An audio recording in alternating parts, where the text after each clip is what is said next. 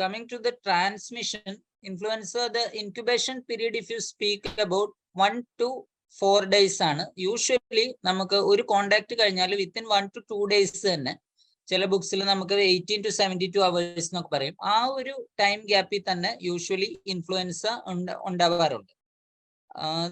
Influenza B ആണെങ്കിൽ, ഈ പറയുന്ന ഈ ടൈം ലൈൻ ഇൻഫ്ലുവൻസ എക്ക് ഉള്ളതാണ്. ഇൻഫ്ലുവൻസ ബി ആണെങ്കിൽ യൂഷ്വലി 1 to 6 days എന്നുള്ള പീരീഡ് ആയിട്ട് പറയുന്നത്. അധികവും നമ്മൾ ഡ്രോപ്ലെറ്റ് സ്പ്രെഡ് ആണ് പറയുന്നത്.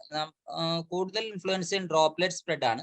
അപ്പോൾ ഒരാൾ സംസാരിച്ച് കഴിയുമ്പോൾ ഒരു 1 to 2 meter ഡിസ്റ്റൻസിൽ, 1 മുതൽ 2 meter വരെ ഉള്ള ദൂരത്ത് ഇൻഫ്ലുവൻസയുടെ വൈറൽ പാർട്ടിക്കിൾസ് സ്പ്രെഡ് ചെയ്യാനുള്ള സാധ്യതകളുണ്ട്. അപ്പോൾ ഇതിൽ തന്നെ വളരെ തീരെ ചെറിയ ചില പാർട്ടിക്കിൾസ് എയറോസോളായി, അതായത് വായുവിൽ തന്നെ തങ്ങി നിൽക്കാനുള്ള സാധ്യതകളുണ്ട്. അപ്പോ ഈ വായുവിൽ വരുന്ന, പറഞ്ഞ പോലെ ഇൻഹലേഷൻ ആണ്, അതായത് നമ്മൾ ശ്വസിക്കുമ്പോഴാണ്, വൈറസിനെ ശ്വസിക്കുമ്പോഴാണ് നമ്മുടെ ഒരു ഇന്ത്യൻ സിനാരിയോയിലോട്ട് വരികയാണെങ്കിൽ, അവർ നമ്മുടെ എപ്പിഡമോളജിയിൽ ഈ കഴിഞ്ഞ പാസ്റ്റ് ഫ്യൂ ഇയേഴ്സ് നോക്കിക്കഴിഞ്ഞാൽ നമുക്ക് കാണാം, കേരളത്തില് 2018 879 കേസ് ഓഫ് H1N1 ഉണ്ടായിരുന്നു, 2019 845. പിന്നെ അങ്ങോട്ട് കോവിഡ് പാൻഡമിക്കിന്റെ ടൈമിൽ ഒരുപക്ഷെ റിപ്പോർട്ടിംഗ് കുറഞ്ഞത് കൊണ്ടോ, നമ്മുടെ ടെസ്റ്റിങ്ങിന്റെ ശ്രദ്ധ മുഴുവൻ കോവിഡിലോട്ട് ആയതുകൊണ്ടോ, പിന്നെ എല്ലാവരും മാസ്ക് ഉപയോഗിച്ചത് കൊണ്ടോ, exact reasons are not known, പക്ഷെ കേസസ് കുറവായിരുന്നു. പക്ഷെ പിന്നീട് അങ്ങോട്ട് വീണ്ടും 2022 2023 there is a steady rise. അതുപോലെ തന്നെ there is an increase in deaths. ഇത് ഏപ്രിൽ 30 വരെയുള്ള സ്റ്റാറ്റിസ്റ്റിക്സ് ആണ്. ഇന്ത്യയിലും കറസ്പോണ്ടിങ് ആയിട്ടുള്ള ഒരു റൈസ് കാണുന്നുണ്ട്. അപ്പൊ അപ്രോക്സിമേറ്റ്ലി ഒരു 6 to 7% മോർട്ടാലിറ്റി നമ്മൾക്ക് ഡോക്യുമെന്റഡ് ആയിട്ടുള്ള കേസുകളിൽ കാണുന്നുണ്ട്.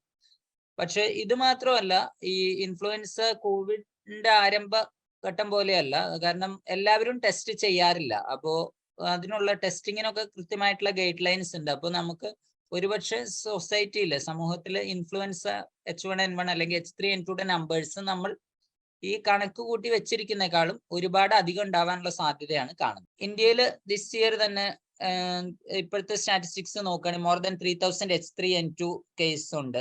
അപ്പോ ഇഫ് യു സി ജനുവരി മുതലുള്ള ഓരോ ആഴ്ചകൾ നോക്കുകയാണെങ്കിൽ അറൌണ്ട് 40 to 50 കേസസ് ഒട്ടുമിക്കവാറും ആഴ്ചകളിൽ ബൈ മാർച്ച് വരെയുള്ള സ്റ്റാറ്റിസ്റ്റിക്സിൽ തന്നെ റിപ്പോർട്ട് ചെയ്തിട്ടുണ്ട്. Coming to the clinical features as എല്ലാവർക്കും അറിയുന്ന പോലെ തന്നെ cough, headache, muscle pain, joint pain, severe malaise or weakness, sore throat, runny nose, diarrhea.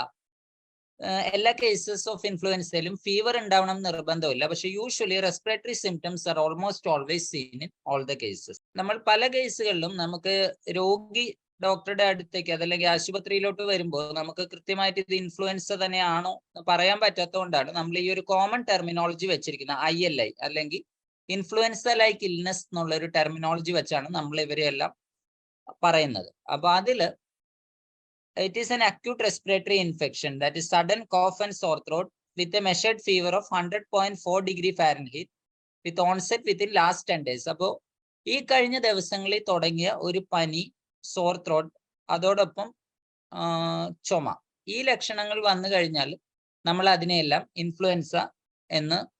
Influenza like illness എന്ന ഒരു ബ്രോഡ് അംബ്രലയിൽ പറയാറുണ്ട്. സോ വളരെ സാധാരണയായിട്ട് ചോദിക്കുന്നതാണ്, ഇത് ഫ്ലൂ ആണോ കോൾഡ് ആണോ? ഈ ടേംസ് എല്ലാം നമ്മൾ എപ്പോഴും അങ്ങോട്ടും ഇങ്ങോട്ടും മാറി മാറി യൂസ് ചെയ്യുന്നതാണ്. കൃത്യമായിട്ട് ഒരു differentiation still it is difficult. പക്ഷെ US centre for disease control അവരുടെ ഒരു പോസ്റ്ററിൽ അവർ പറയുന്നത് കോൾഡ് എന്ന് പറയുന്നതിൽ യൂഷ്വലി ഫീവർ റയർ ആയിരിക്കും. ഫ്ലൂ ആണെങ്കിൽ ഈ മറ്റ് സിംറ്റംസിനോടൊപ്പം ഫീവർ ഈസ് വെരി കോമൺ. അതാണ് ഒരു പോയിന്റ്. പിന്നെ ബോഡി ഏക്കും കൂടുതലായിട്ട് കാണുന്നത് ഫ്ലൂവിലാണ്. ഇൻ കോമൺ കോൾഡ് എന്ന് പറയുന്ന നമ്മൾ ഈ റൈനോ വൈറസ് എന്നൊക്കെ പറയുന്ന ഇൻഫെക്ഷനിൽ അതിന്റെ അംശം കുറവാണ്. വീക്ക്നെസ് അഥവാ ഫെറ്റീഗ്, ചിൽസ്, ഇത് വിറയൽ, ഇതെല്ലാം കോമൺ ആയിട്ടുള്ളത് ഫ്ലൂവിലാണ്. മറ്റ് അതേസമയം ലോക്കൽ സിംറ്റംസ് ലൈക്ക് സ്റ്റഫിനോസ്, മൂക്കടപ്പ്, തൊണ്ടവേദന മുതലായ സിംറ്റംസ് കൂടുതലും കാണുന്നത് കോൾഡിലാണ്. അപ്പോൾ ഇത് വളരെ സബ്റ്റിലായിട്ടുള്ള ചില ഡിഫറൻസുകളാണ്.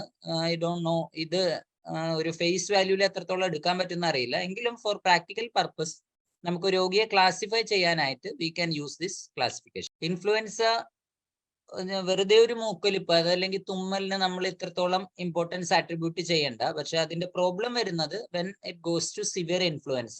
അതായത് ഒരു ഫ്ലൂ വന്ന രോഗി ഹോസ്പിറ്റലിൽ അഡ്മിറ്റ് ആവാനും മറ്റ് കോംപ്ലിക്കേഷൻസ് വരാനുള്ള സാധ്യതകൾ കൂടുതലാണ്. ആർക്കൊക്കെ ആണെന്നുള്ളതിലേക്ക് നമുക്ക് വരാം. അതിനു മുമ്പ് sepsis, pneumonia, respiratory distress syndrome, വിവിധ അവയവങ്ങളുടെ ഫെയിലിയർ, മൾട്ടി ഓർഗൻ ഫെയിലിയർ, അതുപോലെ ഓൾറെഡി ഉണ്ടായിരുന്ന പല അസുഖങ്ങൾ, അതായത് റെസ്പിറേറ്ററി ഡിസീസ്, COPD, അതല്ലെങ്കിൽ ഹാർട്ട് ഡിസീസ്, ഇതൊക്കെ ഇൻഫ്ലുവൻസ വന്നു കഴിഞ്ഞാൽ നേരത്തെ ഉള്ളതിനേക്കാളും കൂടാനുള്ള സാധ്യതകളുണ്ട്. So again it poses a high risk. ഇനി ഈ ഇൻഫ്ലുവൻസനെ പറ്റി എല്ലാവരും പേടിക്കേണ്ട ആവശ്യമില്ല. Because everyone is not in the risk group of influenza. ആകെ ഒരു കുറച്ച് സ്പെസിഫിക് കാറ്റഗറി ജനങ്ങളാണ് ഇൻഫ്ലുവൻസയുടെ നമ്മൾ റിസ്ക് ഗ്രൂപ്പ് എന്ന് പറയുന്നത്. അപ്പോൾ ആ ഗ്രൂപ്പിൽ വരുന്നവരാണ് ഫോളോയിങ് ആൾക്കാർ. നമ്മൾ സിംപ്ലിഫൈ ചെയ്ത് പറയുകയാണെങ്കിൽ എനി ക്രോണിക് ഡിസീസസ്, അതായത് നേരത്തെ മരുന്ന് കഴിക്കുന്ന തരത്തിലുള്ള അസുഖങ്ങൾ, അത് ക്രോണിക് ലിവർ ഡിസീസ് ആവട്ടെ, ക്രോണിക് ലങ് ഡിസീസ് ആവട്ടെ, ക്രോണിക് ഹാർട്ട് ഡിസീസ് ആവട്ടെ, chronic respiratory disease like asthma, ഇത്തരത്തില് വളരെ കാലം നീണ്ടു നിൽക്കുന്ന മരുന്നുകൾ കഴിക്കുന്ന അസുഖങ്ങളുള്ളവര്, ഞരമ്പ് സംബന്ധമായ ന്യൂറോളജിക് ഡിസീസസ് ഉള്ളവര്, ഡയബറ്റിക്സ്, ഹെമറ്റോളജിക് ഡിസീസ്, ബ്ലഡ് സംബന്ധമായ അസുഖങ്ങളുള്ളവര്, അതല്ലെങ്കിൽ രോഗപ്രതിരോധ ശക്തി കുറവുള്ള ജനങ്ങൾ, അതായത് HIV രോഗികൾ, കീമോതെറാപ്പി എടുക്കുന്നവര്, അതല്ലെങ്കിൽ ഹൈ ഡോസ് 20 മില്ലിഗ്രാം കൂടിയ ഡോസിലുള്ള സ്റ്റിറോയിഡ് എടുക്കുന്നവർ, ഈ പറയുന്ന ജനങ്ങൾക്കൊക്കെ ഈ നേരത്തെ ഞാൻ പറഞ്ഞ സിവിയർ ഇൻഫ്ലുവൻസ വരാനുള്ള സാധ്യത വളരെ കൂടുതലാണ്. So the risk is higher in this groups. ഇത് കൂടാതെ തന്നെ നമുക്ക് വളരെ ഇമ്പോർട്ടന്റ് ആയിട്ടുള്ള ഒരു കാറ്റഗറിയാണ് പ്രഗ്നന്റ് വുമൺ. അപ്പോൾ നമ്മൾ നേരത്തെ പറഞ്ഞ ക്രോണിക് അസുഖങ്ങൾ കൂടാതെ pregnant woman and woman up to 2 week postmortem, delivery കഴിഞ്ഞിട്ട് 2 ആഴ്ച വരെയുള്ളവരും പ്രഗ്നൻസിയും ഒരു റിസ്ക് ഗ്രൂപ്പാണ് ഇൻഫ്ലുവൻസ. ദാറ്റ് മീൻസ് അവര് ഇൻഫ്ലുവൻസ വന്നാൽ they can get a severe illness. അവർ ഒരുപക്ഷെ വെന്റിലേറ്ററിലൊക്കെ ലാൻഡ് ചെയ്യാനുള്ള ഒരു സാധ്യത കാണുന്നുണ്ട്. അതുപോലെ തന്നെ 5 വയസ്സിൽ താഴെ, കൃത്യമായി പറഞ്ഞ 2 വയസ്സിൽ താഴെയുള്ള കുട്ടികളിൽ there is a high risk of influenza, of severe influenza. വയസ്സായവര് മോർ ദാൻ 65 years, അതല്ലെങ്കിൽ ആസ്പിരിൻ ഒരുപാട് കാലമായിട്ട് എടുക്കുന്നവര്, ഒബീസ് ആയിട്ടുള്ള ആൾക്കാർ, വണ്ണം കൂടിയവർ. അപ്പോ വാട്ട് ഈസ് മോർ ഇമ്പോർട്ടന്റ് ഇതുവരെ പറഞ്ഞാൽ പ്രഗ്നന്റ് ലേഡി, പ്രഗ്നന്റ് വിമൺ, ചെറിയ കുട്ടികൾ, വണ്ണം കൂടിയവര്, ഏതെങ്കിലും ക്രോണിക് ഡിസീസ് ഉള്ളവർ, ഇവരിലെല്ലാം തന്നെ സിവിയർ ഇൻഫ്ലുവൻസ ഉണ്ടാവാനുള്ള സാധ്യതകൾ വളരെ കൂടുതലാണ്. അപ്പോ ഇൻഫ്ലുവൻസ, നമുക്ക് ഇൻഫ്ലുവൻസ എന്നുള്ളൊരു കൺസേൺ കൂടുതലായിട്ട് വന്നത് 2009 സ്വൈൻ ഫ്ലൂ പാൻഡമിക്കിന്റെ ടൈമിലാണ്. അന്ന് ഒരുപക്ഷെ നമ്മൾ കോവിഡില് ഈ കഴിഞ്ഞ 3 വർഷം മുന്നേ ഉണ്ടായിരുന്ന ആ തരത്തിലുള്ള ഒരു വിജിലിലേക്ക് തന്നെ അന്ന് പോയായിരുന്നു. അപ്പോൾ അന്നും ഈ PPE കിറ്റുകളും N95 മാസ്കുകളുടെ ഒക്കെ ഒരു ഉപയോഗം അന്നാണ് നമുക്ക് അധികവും പ്രാബല്യത്തിലായത്. അപ്പോ അത് കഴിഞ്ഞ് പിന്നെ പോകെയുള്ള വർഷങ്ങളിൽ നമ്മൾ നോക്കിയപ്പോൾ ഈ അസുഖം പോകുന്നില്ല. Maybe something similar to COVID. അതായത് കോവിഡ് ഇപ്പോഴും 2020 തുടങ്ങി, നമുക്ക് ഈ വർഷവും കുറച്ച് കേസ് വന്നായിരുന്നു. അപ്പോൾ ജസ്റ്റ് സിമിലർ. അപ്പൊ നമ്മൾ ഓരോ വർഷം കൂടുമ്പോഴും ഇത് ഇവോൾവ് ചെയ്തിരിക്കുന്നുണ്ട്. പിന്നെ നമുക്ക് ആദ്യം എല്ലാ രോഗികളെയും ട്രീറ്റ് ചെയ്തു. പിന്നെ അങ്ങോട്ട് നമുക്ക് ഇതിലൊരു സ്പെസിഫിക് കാറ്റഗറി ആൾക്കാരെ ഐഡന്റിഫൈ ചെയ്ത്, അതായത് എല്ലാവരും സീരിയസ് ആവുന്നില്ല, അപ്പൊ സീരിയസ് ആവുന്നവരെ മാത്രം ചികിത്സിച്ചാൽ മതി, അല്ലെങ്കിൽ മരുന്ന് കൊടുത്താൽ മതി എന്നുള്ള ഒരു കണക്കില് we try classifying them into 3 categories. അപ്പൊ കാറ്റഗറി A, കാറ്റഗറി B, ബിയിൽ തന്നെ നമ്മൾ B1, B2 എന്ന് പറയാറുണ്ട്, പിന്നെ കാറ്റഗറി C. ഇങ്ങനെ 3 കാറ്റഗറി ആയിട്ടാണ് നമ്മൾ ഇൻഫ്ലുവൻസ രോഗികളെ തരംതിരിച്ചിട്ടുള്ളത്. അതിൽ കാറ്റഗറി എയില് ചെറിയ പനി, മൈൽഡ് ഫീവർ, സോർ ത്രോട്ട്, ചുമ, ഇതോടൊപ്പം തന്നെ with or without body Ek, diarrhoea, vomiting, അതായത് വയറിളക്കം, ഛർദി മുതലായ ലക്ഷണങ്ങളൊക്കെ ഉള്ള പനി മാത്രമുള്ള ആളുകളെയാണ് നമ്മൾ കാറ്റഗറി എയിൽ ക്ലാസിഫൈ ചെയ്തിരിക്കുന്നത്. ഈ കാറ്റഗറീസിന്റെ ഇമ്പോർട്ടൻസ്, ഇതിൽ ആരെ അഡ്മിറ്റ് ചെയ്യണം, അതല്ലെങ്കിൽ ആർക്ക് മരുന്ന് കൊടുക്കണം, ആന്റി വൈറൽ ആർക്ക് കൊടുക്കണം എന്നുള്ള ക്ലാസിഫിക്കേഷൻ വേണ്ടിയിട്ടാണ് നമ്മൾ ഈ കാറ്റഗറീസ് ആയിട്ട് തിരിച്ചിട്ടുള്ളത്. കാറ്റഗറി B, സെക്കൻഡ് കാറ്റഗറിയിൽ വരുമ്പോൾ നേരത്തെ നമ്മൾ ഇൻഫ്ലുവൻസ ലൈക്ക് ഇൽനസ്, അതായത് 100.4 ഡിഗ്രി പനിയായിരുന്നെങ്കിൽ കുറച്ചുകൂടി സിവിയറിറ്റി കൂടിയ കാറ്റഗറി ബിയിൽ നമ്മൾ ഈ കാറ്റഗറി എയിലെ ലക്ഷണങ്ങളുടെ ഒപ്പം തന്നെ 102 ഡിഗ്രി കൂടുതൽ പനിയോ കടുത്ത തൊണ്ടവേദനയോ വരുന്നവരും, പിന്നെ ഞാൻ നേരത്തെ പറഞ്ഞ റിസ്ക് ഗ്രൂപ്പുകൾ, അതായത് പ്രഗ്നൻസി, ഏജ് മോർ ദാൻ 65, 5 വയസ്സിൽ താഴെയുള്ള കുട്ടികൾ, chronic respiratory disease, chronic heart disease, kidney disease, diabetes, immuno suppression, അതായത് HIV രോഗികൾ, സ്റ്റിറോയിഡ് ഹൈ ഡോസിലുള്ള സ്റ്റിറോയിഡ് മരുന്നുകൾ എടുക്കുന്നവര്, ട്രാൻസ്പ്ലാന്റ് കഴിഞ്ഞവര്, ഇവരെല്ലാം കാറ്റഗറി ബിയിൽ ആണ് വരുന്നത്.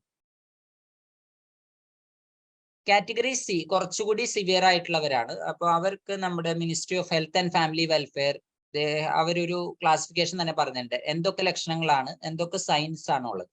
So among the symptoms breathlessness, ശ്വാസം മുട്ട്, രക്തം തുപ്പുക, അതായത് ഹീമോപ്റ്റൈസിസ്, ഓൾട്ടേർഡ് മെന്റൽ സ്റ്റാറ്റസ്, അതായത് കൃത്യമായ ഓർമ്മയില്ലാത്ത അവസ്ഥ, ഉറക്കം കൂടുതലായിട്ടുള്ള ഉറക്കം, സൊംനോളൻസ്, സീഷേഴ്സ്, മൂത്രത്തിന്റെ അളവ് കുറയുക, അതല്ലെങ്കിൽ ഒരിക്കൽ അല്പം ഒന്ന് ഇംപ്രൂവ് ചെയ്യുന്ന പോലെ കണ്ടിട്ട് വളരെ മോശമാവും, പിന്നീട് മോശമാവുക, ഇങ്ങനെയുള്ള അവസ്ഥകളുള്ളവരെയൊക്കെ കാറ്റഗറി സിയിലാണ് ക്ലാസിഫൈ ചെയ്തിരിക്കുന്നത്.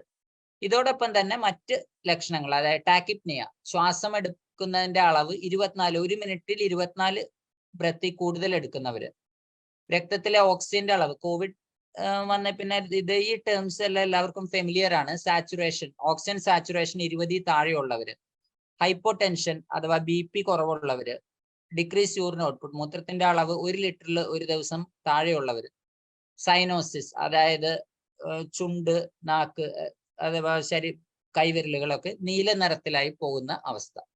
അപ്പോൾ ഇതുള്ളവരെയെല്ലാം നമ്മൾ കാറ്റഗറി സി ആയിട്ടാണ് പറയുന്നത്. സോ ABC കാറ്റഗറി നമ്മൾ കണ്ടു കഴിഞ്ഞു. ഇനി ഇതിന്റെ ടെസ്റ്റിംഗ് ഇപ്പൊ കോവിഡ് വന്ന പിന്നെ നമുക്ക് എല്ലാവർക്കും അറിയാം ടെസ്റ്റിംഗ് എന്താണ്. ടെസ്റ്റിംഗ് എന്ന് ചോദിച്ചാൽ നമുക്കൊരു വാക്കേ ഉള്ളൂ, അത് ആദ്യം എഴുതിയിരിക്കുന്നത് തന്നെയാണ് RT-PCR. അപ്പൊ RT-PCR തന്നെയാണ് ഇൻഫ്ലുവൻസയുടെയും ടെസ്റ്റിംഗ് ഓഫ് ചോയ്സ്. ഇതിന് എടുക്കേണ്ടത് നെയ്സോഫാരിഞ്ചിയൽ സ്വാബ്, അതായത് തൊണ്ടയിൽ നിന്നുള്ള ഒരു സ്വാബ്, അല്ലെങ്കിൽ nasal swab along with throat swab. ഈ സ്വാബുകൾ എടുത്തിട്ട് വൈറൽ ട്രാൻസ്പോർട്ട് മീഡിയത്തിൽ വെച്ചിട്ട്, നമുക്ക് വൈറൽ ട്രാൻസ്പോർട്ട് മീഡിയം ഇപ്പൊ എല്ലായിടത്തും ഈസിലി അവൈലബിൾ ആണ്. അപ്പോൾ ഇത് ഇട്ട ശേഷം ടെസ്റ്റിങ്ങിന് വിടുകയാണ് RT-PCR മെത്തേഡിൽ നമ്മൾ ചെയ്യുന്നത്. ഇതുകൂടാതെ ഇപ്പൊ പല അഡ്വാൻസ്ഡ് ആയിട്ടുള്ള ലാബുകളും റാപ്പിഡ് ഇൻഫ്ലുവൻസ 30 മിനിറ്റിനകത്ത് തന്നെ റിസൾട്ട് തരാവുന്ന തരത്തിലുള്ള PCR ടെസ്റ്റുകളും ന്യൂവർ ടെസ്റ്റുകളും അവൈലബിൾ ആണ്.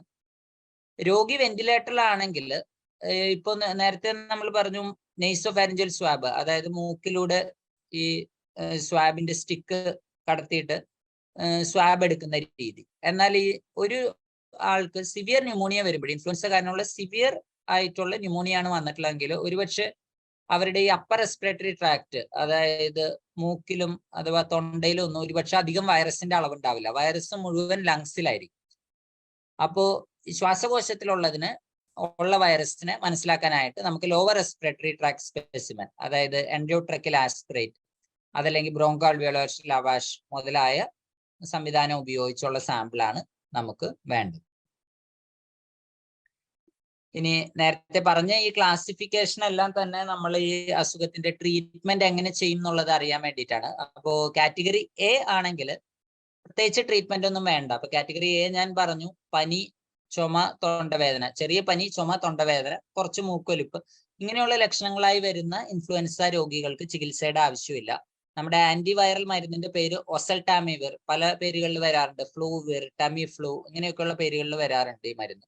അപ്പോ ഈ കാറ്റഗറി എയിലുള്ള രോഗികൾക്ക് നമുക്ക് മരുന്ന് ആവശ്യമില്ല. അത് എന്തുകൊണ്ടാണ് മരുന്ന് കൊടുക്കാത്തതെന്ന് വെച്ചാൽ പല കാരണങ്ങളുണ്ട്. 1-2 ദിവസം കൊണ്ട് തന്നെ ഇത്തരത്തിലുള്ള 2 അല്ലെങ്കിൽ 3 ദിവസം കൊണ്ട് തന്നെ ഇത്തരത്തിലുള്ളവരുടെ മരുന്ന് അസുഖം മാറിപ്പോകും.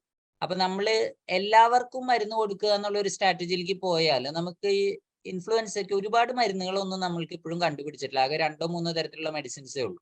അപ്പോ ഈ ഒരു മരുന്നിന് എന്തെങ്കിലും ഒരു റെസിസ്റ്റൻസോ മറ്റോ വന്നു കഴിഞ്ഞാൽ, ഇതുവരെ ഫോർച്യൂനേറ്റ്ലി വന്നിട്ടില്ല. അപ്പൊ അങ്ങനെ വന്നു കഴിഞ്ഞാൽ ഒരുപക്ഷെ V might run out of medicine, നമുക്ക് ആവശ്യത്തിന് ചികിത്സിക്കാനുള്ള മരുന്നുകൾ ഇല്ലാതെ വരുന്നുണ്ട്. So better avoid treating category A. 24 to 48 hours നമുക്ക് സിംറ്റംസ് മോണിറ്റർ ചെയ്യാം. ഒരാൾക്ക് ഫീവർ മാറി 1 to 2 ഡേയ്സിൽ തന്നെ ദേ can get out of the isolation. അപ്പോൾ അസുഖം വന്നവർ പരമാവധി ഈ തരത്തിലുള്ള തൊണ്ടവേദന, ജലദോഷം ഒക്കെ ഉള്ളവർ they should confine themselves at home. Influenza ആണെന്ന് സംശയം ഉണ്ടെങ്കിൽ ബെറ്റർ ബി അറ്റ് ഹോം. പുറത്തിറങ്ങി അധികം ജനങ്ങളുമായിട്ടുള്ള സമ്പർക്കം ഒഴിവാക്കുക. ഇത് മാത്രമേ ചെയ്യാനുള്ളൂ. അതേസമയം കാറ്റഗറി ബി, അതായത് fever more than 102 degree, 102 degree കൂടിയ പനിയും അതുപോലെ തന്നെ മറ്റ് കോമോർബിഡിറ്റീസ്, പ്രഗ്നന്റ് ആയവർ, കുട്ടികൾ, 5 വയസ്സിൽ താഴെയുള്ള കുട്ടികൾ, chronic liver disease, chronic kidney disease മുതലായ അസുഖങ്ങളെല്ലാം ഉള്ളവർ, അവർക്ക് ടെസ്റ്റ് ചെയ്യേണ്ട ആവശ്യമില്ല. കാരണം ഈ സിംറ്റംസുമായിട്ട് ഒരാൾ വരികയാണെങ്കിൽ നമ്മുടെ ഫസ്റ്റ് ഡയഗ്നോസ് ഇപ്പോഴത്തെ അളവിൽ ഇപ്പോൾ ഈ സിംറ്റംസ് വന്നു കഴിഞ്ഞാൽ ഒരു പ്രോബബിൾ ഡയഗ്നോസിസ് ഇൻഫ്ലുവൻസ ആയിരുന്നു. പക്ഷേ നമ്മുടെ ഒരു പ്രോബ്ലം എന്താണെന്ന് വെച്ചാൽ ഈ പറഞ്ഞിട്ടുള്ള ഗൈഡ് ലൈൻസ് എല്ലാം 2019 നമ്മുടെ ഇന്ത്യൻ നാഷണൽ ഗൈഡ് ലൈൻസ് ഇൻഫ്ലുവൻസയിൽ വന്നിട്ടുള്ളത്. അപ്പൊ കോവിഡ് തുടങ്ങിയത് 2020 ആയതുകൊണ്ട് അതിനുശേഷം നമ്മുടെ ഒരു നാഷണൽ ലെവലിലുള്ള ഒരു revision, proper guide line revision ഒരുപക്ഷെ വരാത്തതുകൊണ്ടായിരിക്കും. കാരണം അന്ന് നമുക്ക് ഈ സിംറ്റംസുമായി വരുന്നവരെല്ലാവരും ഇൻഫ്ലുവൻസ ആണെന്ന് വിചാരിക്കാനേ തരവുണ്ടായിരുന്നുള്ളൂ. പക്ഷെ ഇപ്പോൾ ഒരുപക്ഷെ lot of them might be Covid. അപ്പോ മേ ബി നമ്മളൊരു guide line revision recent expect ചെയ്യുന്നുണ്ട്. എങ്കിൽ പോലും 2022 വന്ന WHO അപ്ഡേറ്റ് പ്രകാരം അവർ പറയുന്നത് ഈ സിംറ്റംസ് വരുന്നവരെ ട്രീറ്റ് ചെയ്യുക എന്ന ആറ്റിറ്റ്യൂഡിൽ തന്നെയാണ് ഇപ്പോഴും പോകുന്നത്. സോ കാറ്റഗറി ബി ഉള്ളവർക്ക് you are suppose to give oseltamivir, മരുന്ന് കൊടുക്കണം. കാറ്റഗറി സി ഉള്ളവരെ ഡെഫിനറ്റ്ലി അഡ്മിറ്റ് ചെയ്യുക. സിവിയർ ആയിട്ടുള്ള അസുഖമുള്ളവര്, ഓക്സിജന്റെ അളവ് 90% താഴെ സാച്ചുറേഷൻ ഉള്ളവർ, ഇവരെല്ലാവരെയും നമ്മൾ അഡ്മിറ്റ് ചെയ്തിട്ടാണ് ചികിത്സിക്കേണ്ടത്. സോ ഇനി ഇതോടൊപ്പം തന്നെ നമുക്ക് ഈ ആകെപ്പാടെ ഈ ഒരു ആന്റിവൈറലേ ഉള്ളൂ, അതായത് ഓസൽടാമ്പർ എന്ന് പറയുന്ന ഈ ഒരു മരുന്ന് മാത്രമേ കോമൺലി അവൈലബിൾ ആയിട്ടുള്ളൂ. നമുക്ക് കൂടുതൽ ആവശ്യം സപ്പോർട്ടീവ് തെറാപ്പിയാണ്. അപ്പൊ supportive therapy category A and B, mild to moderate illness ഉള്ളവരാണെങ്കിൽ ധാരാളം വെള്ളം കുടിക്കുക, പാരസിറ്റമോൾ കൊടുക്കുക. തൊണ്ടവേദന ഉള്ളവരാണെങ്കിൽ കുറച്ച് ടോപ്പിക്കൽ ഡീകൺജസ്റ്റന്റ്, അതല്ലെങ്കിൽ നെയ്സൽ ഡ്രോപ്സ് മുതലായ സാധനങ്ങൾ കൊടുക്കുക. പിന്നെ എപ്പോഴും ഇവരുടെ ശ്വാസത്തിന്റെ അളവ് കൂടുന്നുണ്ടോ, പനി ക്രമാതീതമായി കൂടുന്നുണ്ടോ എന്നുള്ള കാര്യങ്ങൾ മോണിറ്റർ ചെയ്യുക. ഇത്രയാണ് മൈൽഡ് ടു മോഡറേറ്റ് ഇൽനെസ് ഉള്ളവരിലെ സപ്പോർട്ടീവ് തെറാപ്പി. കാറ്റഗറി സിയിൽ നേരത്തെ പറഞ്ഞ പോലെ ആന്റിവൈറൽ, അതായത് ഓസൽടാമിവർ കൊടുക്കണം. IV ഫ്ലൂയിഡ്സ് ഇടുക, അവരുടെ ഡീഹൈഡ്രേഷൻ പാർട്ട് കറക്റ്റ് ചെയ്യുക, നല്ല രീതിയിൽ ന്യൂട്രീഷൻ മെയിൻറ്റെയിൻ ചെയ്യുക. സെക്കൻഡറി ഇൻഫെക്ഷൻ സംശയമുള്ള കേസുകളിൽ ആന്റിബയോട്ടിക്സ് കൊടുക്കാവുന്നതാണ്. കാറ്റഗറി സി രോഗികൾക്ക് ആന്റിബയോട്ടിക്സ് കൊടുക്കാം. സാച്ചുറേഷൻ ഒരുപാട് കുറഞ്ഞു പോയാൽ വെന്റിലേറ്ററി സപ്പോർട്ടും, BP കുറഞ്ഞു പോകുന്നവർക്ക് നോറെഡിനാൽ മുതലായ മെഡിസിൻസും കൊടുക്കണം. അപ്പോ കുട്ടികളിലുള്ള പ്രോബ്ലംസ് പിന്നീട് മറ്റൊരു ക്ലാസ്സിൽ ഡോക്ടർ ഡിസ്കസ് ചെയ്യുന്നതായിരിക്കും. അപ്പോൾ അഡൽട്സിൽ വരുന്ന കോംപ്ലിക്കേഷൻസ് നമുക്ക് എക്സസർബേഷൻ ഓഫ് ക്രോണിക് ഡിസീസ്, അതായത് നേരത്തെ ഉണ്ടായിരുന്ന അസുഖം, ഇതുപോലെ എന്ത് ഇൻഫെക്ഷൻ വന്നാലും, ഇപ്പൊ നിങ്ങൾക്ക് കോവിഡിൽ കുറെ കൂടി ഫെമിലിയർ ആയിരിക്കും. നേരത്തെ ഹാർട്ടിന്റെ അസുഖമുള്ളവർക്ക് ചിലപ്പോൾ കോവിഡ് വരുമ്പോൾ പെട്ടെന്ന് ഒരു ഹാർട്ട് അറ്റാക്ക് വരിക, അതല്ലെങ്കിൽ സ്ട്രോക്ക് ഉണ്ടായിരുന്നവർ they might get another stroke. അപ്പൊ ഇത്തരത്തിലുള്ള ക്രോണിക് ഡിസീസിന്റെ എക്സസർബേഷൻ, ന്യൂമോണിയ, റെസ്പിറേറ്ററി ഡിസ്ട്രസ്, അതായത് ഓക്സിജന്റെ അളവ് തീരെ താഴ്ന്നു പോവുക, പൈറോട്ടിക് ഗ്ലാൻഡിന്റെ മുണ്ടിനീര് പോലെ വരുന്ന അവസ്ഥ, സൈനുസൈറ്റിസ്, ബ്രോങ്കൈറ്റിസ്, അപൂർവം ചിലർക്ക് ഹാർട്ടിൽ ഇൻഫെക്ഷൻ, ഈ പറഞ്ഞ വൈറസ് ഹാർട്ടിനെ അഫക്ട് ചെയ്ത് മയോകാർഡൈറ്റിസ് എന്ന് പറയുന്ന അവസ്ഥയിലോട്ട് പോവാറുണ്ട്. 2 പ്രധാന ഇൻഫെക്ഷനുകൾ, അതായത് ഒരാൾക്ക് ഇൻഫ്ലുവൻസ വന്നു കഴിഞ്ഞാൽ ഒരു പക്ഷേ 5 ദിവസം അല്ലെങ്കിൽ ഒരാഴ്ച കഴിഞ്ഞിട്ട് നമ്മൾ അസുഖം ഒന്ന് ഭേദപ്പെട്ട് തുടങ്ങുന്നു വിചാരിക്കുന്ന അവസ്ഥയിൽ ഒരു പക്ഷെ രണ്ടാമതൊരു പനി വരുന്നതായിട്ട് കാണാറുണ്ട് ചില രോഗികളിൽ. അത് അധികവും കാറ്റഗറി ബിയിലോ കാറ്റഗറി സിയിലോ പെട്ട രോഗികൾക്കായിരിക്കും. അപ്പൊ അവരിൽ ഈ സ്റ്റാഫിലോകോക്കസ് ഓറിയസ് എന്ന് പറയുന്ന MRSA എന്നൊക്കെ നമ്മൾ ചുരുക്കി പറയുന്ന ഒരു ബാക്ടീരിയ ഇൻഫെക്ഷൻ വളരെ സാധാരണയായിട്ട് കാണാറുണ്ട്. അതുപോലെ തന്നെ കോവിഡിലൊക്കെ വളരെ സാധാരണയായിരുന്ന ആസ്പെർജില്ലസ് എന്ന് പറയുന്ന ഫംഗസിന്റെ ഇൻഫെക്ഷൻസും ഇൻഫ്ലുവൻസ കഴിഞ്ഞ് ഈ ഫ്ലൂ കഴിഞ്ഞിട്ടുള്ളവർക്ക് കൂടുതലായി കാണാറുണ്ട്. അപ്പൊ നമുക്ക് ഒരു തവണ ഇൻഫ്ലുവൻസ വന്ന് നമ്മൾ ടെസ്റ്റ് ചെയ്തു, ആന്റിവൈറൽ 5 ദിവസം കൊടുത്തിട്ട് ഭേദമായവർക്ക് പിന്നീടും അവസ്ഥ മോശമാവുന്നതായിട്ട് കണ്ടു കഴിഞ്ഞാൽ ഈ അസുഖങ്ങൾ സസ്പെക്ട് ചെയ്യേണ്ടതാണ്. സോ നമ്മുടെ ഒരു ടെൻഡൻസിയാണ് ഏത് അസുഖം വന്നാലും അമോക്സിക്ലാവ് എഴുതുക, അതിന്റെ കൂടെ അസിത്രോമൈസിൻ എഴുതുക. അപ്പോൾ അതിന്റെ ഒന്നും ആവശ്യം ഇൻഫ്ലുവൻസയിൽ ഇല്ല. നമുക്ക് ഫ്ലൂ ആണ്, ശരീരവേദനയുണ്ട്, വിറയലുണ്ട്, തൊണ്ടവേദനയുണ്ട്, കടുത്ത പനിയാണ്, ഇത് സസ്പെക്ട് ചെയ്താൽ മോസ്റ്റ്ലി ഇപ്പോഴത്തെ സീസണിലാണെങ്കിൽ അത് ഫ്ലൂ ആവാനുള്ള സാധ്യതയാണ് ഏറ്റവും കൂടുതൽ. അപ്പോൾ സിവിയർ ഡിസീസ് ഉള്ളവർക്ക്, കടുത്ത ന്യൂമോണിയ ഉള്ളവർക്കും, പിന്നെ ബാക്ടീരിയൽ കോ ഇൻഫെക്ഷൻ, ഞാൻ നേരത്തെ പറഞ്ഞ സ്റ്റാഫിലോകോക്കസ് ഓറിയസ് പോലെയുള്ള ഇൻഫെക്ഷൻ സസ്പെക്ട് ചെയ്യുന്നവർക്കും ആണ് പ്രധാനമായിട്ടും നമ്മൾ ആന്റിബയോട്ടിക് കൊടുക്കേണ്ടത്. സാധാരണയായി ഒ പിയിൽ വരുന്ന ഒരു ഇൻഫ്ലുവൻസ രോഗിക്കും ആന്റിബയോട്ടിക്, പ്രത്യേകിച്ച് ഏറ്റവും അധികം നമ്മൾ മിസ്യൂസ് ചെയ്യുന്ന മരുന്ന് അസിത്രോമൈസിൻ ആണ്, അത് കൊടുക്കേണ്ട യാതൊരു ഇൻഡിക്കേഷനും ഇല്ല. Patient who fail to improve, അതായത് മരുന്ന് തുടങ്ങിയിട്ടും 5 ദിവസം കഴിഞ്ഞിട്ടും ഇംപ്രൂവ് ആവാത്തവർക്കും ഒരുപക്ഷെ ഇതിന്റെ ഒപ്പം തന്നെ മറ്റു ബാക്ടീരിയൽ ന്യൂമോണിയ ഉണ്ടാവാനുള്ള സാധ്യത ഉള്ളത് കൊണ്ട് ഇംപ്രൂവ്മെന്റ് കാണാത്തവർക്ക് ആന്റിബയോട്ടിക്സ് കൊടുക്കാവുന്നതാണ്. അപ്പോ നേരത്തെ ഞാൻ പറഞ്ഞു കാറ്റഗറി എ, കാറ്റഗറി ബി. ഈ 2 കാറ്റഗറി പെട്ടവരെ നമ്മൾ അഡ്മിറ്റ് ചെയ്യേണ്ട ആവശ്യമില്ല, നമുക്ക് വീട്ടിൽ തന്നെ മോണിറ്റർ ചെയ്താൽ മതി. അപ്പൊ അവരോട് അങ്ങനെ നമുക്ക് ഇൻഫ്ലുവൻസ സസ്പിഷൻ തോന്നുന്നവരോട് ടെസ്റ്റ് ചെയ്യാൻ പോലും പറയണ്ട, അവരോട് വീട്ടിലോട്ട് പോവാൻ പറയുക. താഴെ പറയുന്ന ലക്ഷണങ്ങൾ അവർക്ക് വരുന്നുണ്ടോ ഉണ്ടെങ്കിൽ ഹോസ്പിറ്റലിൽ റിപ്പോർട്ട് ചെയ്യാനായി പറഞ്ഞാൽ മതി. കടുത്ത പനി, ഹൈഗ്രേഡ് ഫീവർ, പാരസിറ്റമോൾ കൊടുത്തിട്ടും കുറയാത്ത പനി, കൂടിയ തോതിലുള്ള ശ്വാസമെടുക്കൽ, അതായത് ഡിഫിക്കൽറ്റി ഇൻ ബ്രീത്തിങ്, നെഞ്ചുവേദന, പെട്ടെന്നുള്ള തലകറക്കം, ഓർമ്മക്കുറവ് പോലെ വരിക, അതല്ലെങ്കിൽ തുടർച്ചയായ ഛർദി. ഈ ലക്ഷണങ്ങൾ എന്തെങ്കിലും കണ്ടു കഴിഞ്ഞാൽ മാത്രം അവരോട് ഹോസ്പിറ്റലിൽ റിപ്പോർട്ട് ചെയ്യാൻ പറയുക. അതല്ലെങ്കിൽ ബൈ 2-3 ഡേയ്സിൽ തന്നെ ഇൻഫ്ലുവൻസ സംബന്ധമായിട്ടുള്ള സിംറ്റംസ് എല്ലാം മാറിപ്പോകുന്നു. സോ കമ്മിങ് ടു മെഡിസിൻസ്, നമുക്കിപ്പോ മെയിൻലി ഒരു 5 തരത്തിൽപ്പെട്ട മരുന്നുകൾ അവൈലബിൾ ആണ്. അതിൽ ഇന്ത്യയിൽ ഈ ഓസൽടാമിവിർ എന്ന് പറയുന്ന മെഡിസിൻ ആണ് നമുക്ക് ധാരാളമായിട്ട് അവൈലബിൾ ഉള്ളത്. ന്യൂറാമിനിഡേസ് ഇൻഹിബിറ്റർ എന്ന് പറയുന്ന ക്ലാസ്സിൽപ്പെട്ട മരുന്നുകളാണ് ഈ ആദ്യം എഴുതിയിരിക്കുന്ന 4. ഓസൽടാമിവിർ, സനാമിവിർ, ലാനിനാമിവിർ, പെരാമിവിർ. അതിൽ ഓരോന്നും ഓരോ തരത്തിലാണ്. അതിൽ ഗുളികയായിട്ട് കഴിക്കാവുന്ന ഓസൽടാമിവിർ ആണ്. സനാമിവിറും ലാനിനാമിവിറും നമുക്ക് കൊടുക്കാവുന്നത് സ്പ്രേ മോഡിലാണ് ഈ മരുന്നുകൾ വരുന്നത്. പെരാമിവിർ ഇഞ്ചക്ഷൻ ആയിട്ടാണ് കൊടുക്കുന്നത്. ഇതുകൂടാതെ 2018-19 കാലഘട്ടത്തിൽ നമുക്ക് ബലോക്സാവിർ എന്ന് പറയുന്ന കോംപ്ലിക്കേറ്റഡ് അല്ലാത്ത ഇൻഫ്ലുവൻസയ്ക്ക് കൊടുക്കാവുന്ന ബലോക്സാവിർ എന്ന് പറയുന്ന ഒരു മരുന്ന് കൂടി വന്നിട്ടുണ്ട്. ബലോക്സാവിറിന്റെ അഡ്വാൻറ്റേജ്, ഡെയിലി ആകെ ഒരു ഡോസ് കൊടുത്താൽ മതി. ഒരു സിംഗിൾ ഡോസ് മെഡിസിനിൽ നിന്ന് തന്നെ ബലോക്സാവിർ ഇഫക്റ്റീവായി കാണുന്നുണ്ട്. ഓസൽടാമിവിർ മെഡിസിൻ നമ്മൾ 75 milligram 75 mg 2 times daily for 5 days ആണ് നമ്മൾ ഓസൽടാമിവിർ കൊടുക്കാറുള്ളത്. ഇനി എന്തിനാണ് ഈ ക്രിട്ടിക്കൽ റിസ്ക് ഗ്രൂപ്പിൽപ്പെട്ടവർക്ക് നമ്മൾ ഇത്ര വേഗം ആന്റിവൈറൽ മരുന്ന് കൊടുക്കുന്നത്? അപ്പോൾ അതിന് നമ്മളിപ്പോൾ ഒരു പ്രഗ്നന്റ് ആയ ലേഡിക്ക് നമ്മൾ ഇൻഫ്ലുവൻസ സസ്പെക്ട് ചെയ്ത start the medicine at the earliest.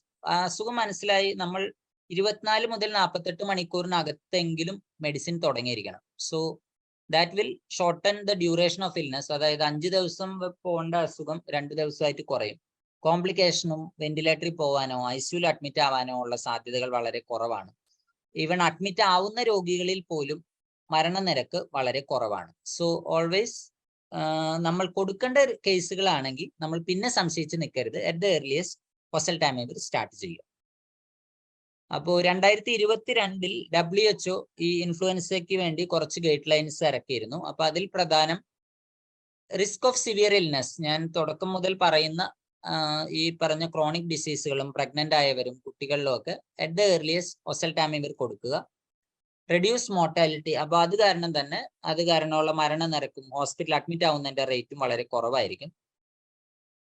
Steroid മരുന്നുകൾ നമ്മൾ കോവിഡ് ധാരാളമായിട്ട് ഉപയോഗിച്ചിരുന്നതാണ്. എന്നാൽ ഇൻഫ്ലുവൻസയിൽ ഇതുവരെ നമുക്ക് അവൈലബിൾ ആയിട്ടുള്ള എല്ലാ എവിഡൻസും are against using steroid. Steroid use ചെയ്യുന്ന കേസസിൽ death rate is comparatively higher, കൂടുതൽ മരണനിരക്ക് കാണുന്നുണ്ട്. Always avoid using steroids in influenza cases. മറ്റ് മരുന്നുകളായ ഇമ്മ്യൂണോഗ്ലോബുലിൻ, ഇതിനും കൺവാലസെന്റ് പ്ലാസ്മ എന്ന് പറയുന്ന ഒരു തെറാപ്പി കൂടി ഉപയോഗിച്ച് പരീക്ഷിച്ചിട്ടുണ്ട്. എങ്കിലും ഇതൊന്നും വിജയകരമല്ല. There is no role. WHO specifically പറഞ്ഞിട്ടുണ്ട് നോ റോൾ ഫോർ മാക്രോലൈഡ്, അതായത് അസിത്രോമൈസിന് ഇൻഫ്ലുവൻസയിൽ യാതൊരു റോളും ഇല്ലെന്ന് WHO കൃത്യമായി 2022 ഗൈഡ് ലൈൻസിൽ പറഞ്ഞിട്ടുണ്ട്. സോ സംശയമുള്ള കേസുകളിൽ ഷുഡ് നോട്ട് യൂസ് അസിത്രോമൈസിൻ.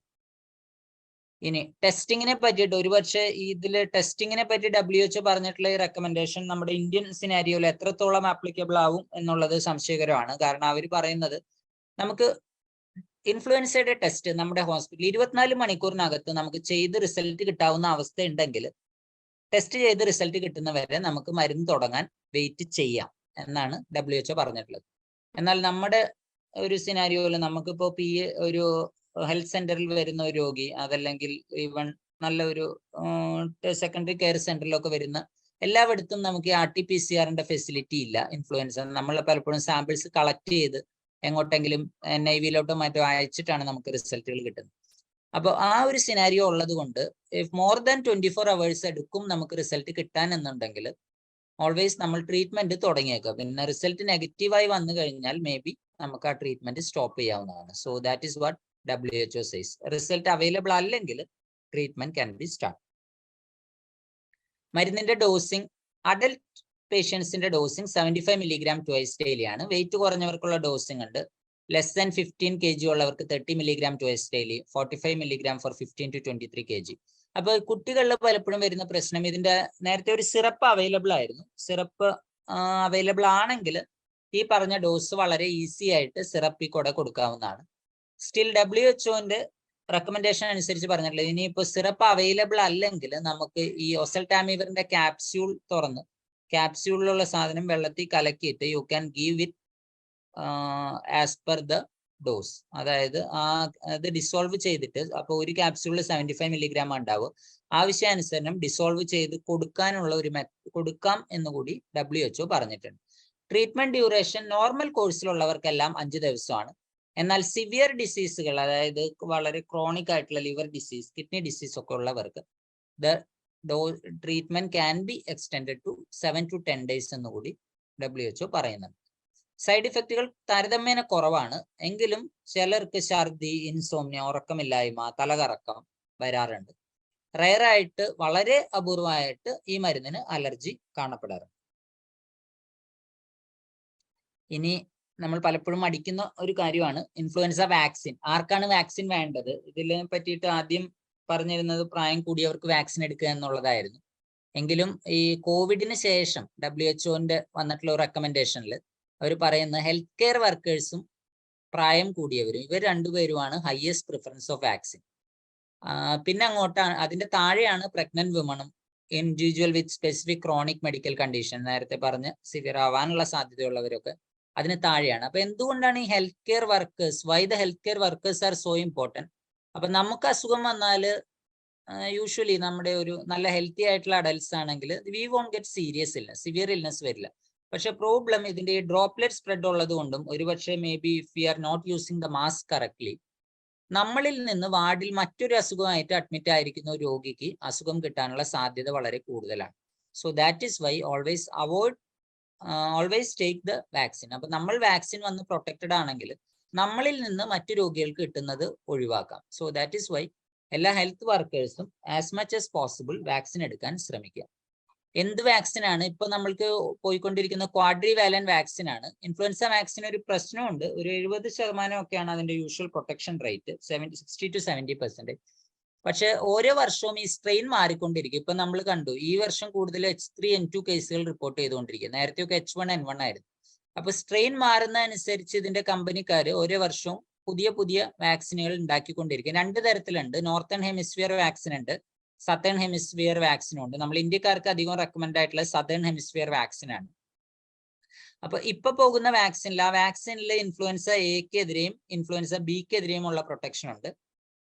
അപ്പൊ അതില് നമ്മൾ ഓരോ വർഷവും സീസണിന്റെ ജസ്റ്റ് മുൻപ്, അതായത് നമ്മുടെ ഇവിടെയൊക്കെ മൺസൂൺ ആണ് ഇൻഫ്ലുവൻസയുടെ ഒരു സീസൺ ആയിട്ട് പറയും.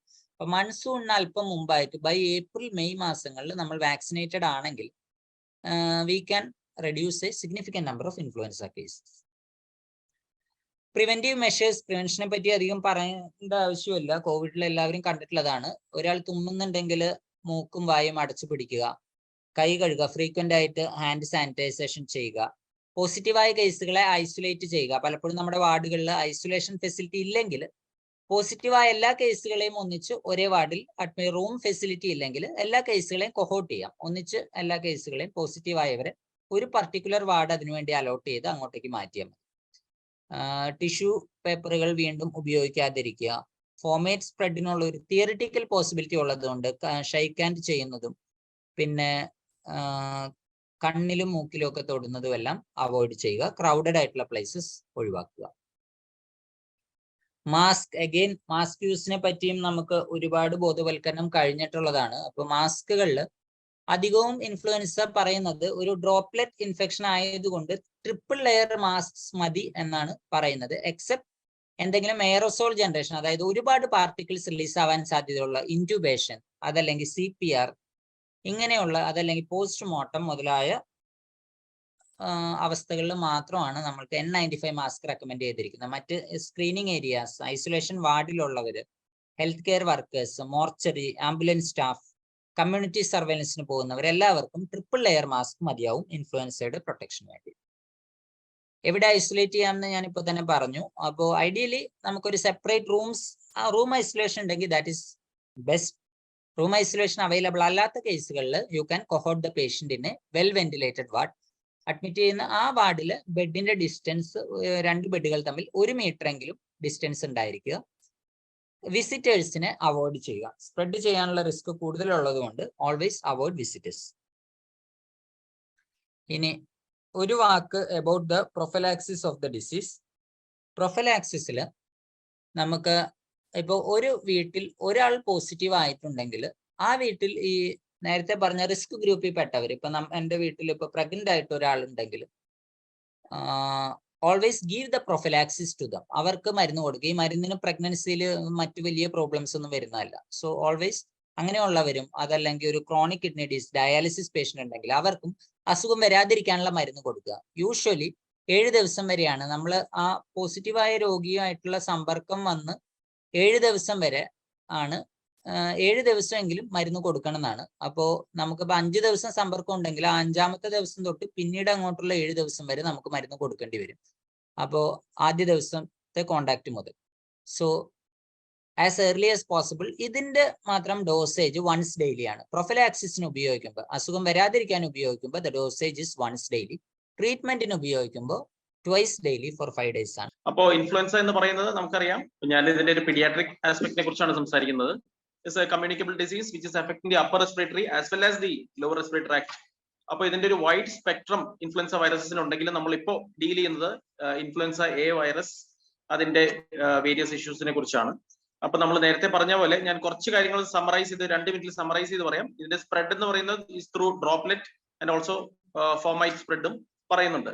അതുകൊണ്ട് തന്നെ ഇതിന്റെ ട്രാൻസ്മിഷൻ നമ്മൾ വളരെയധികം ശ്രദ്ധിക്കേണ്ടതാണ്. പ്രത്യേകിച്ച് സ്കൂൾ റീ ഓപ്പണിംഗ് വരുന്ന ഒരു സാഹചര്യത്തിൽ ഒരു ഔട്ട് ബ്രേക്ക് ഉണ്ടായാൽ അത് വളരെ വലിയ രീതിയിൽ സ്പ്രെഡ് ചെയ്യാനുള്ള ഒരു പോസിബിലിറ്റി നമ്മൾ കണക്കാക്കേണ്ടത് തന്നെയാണ്.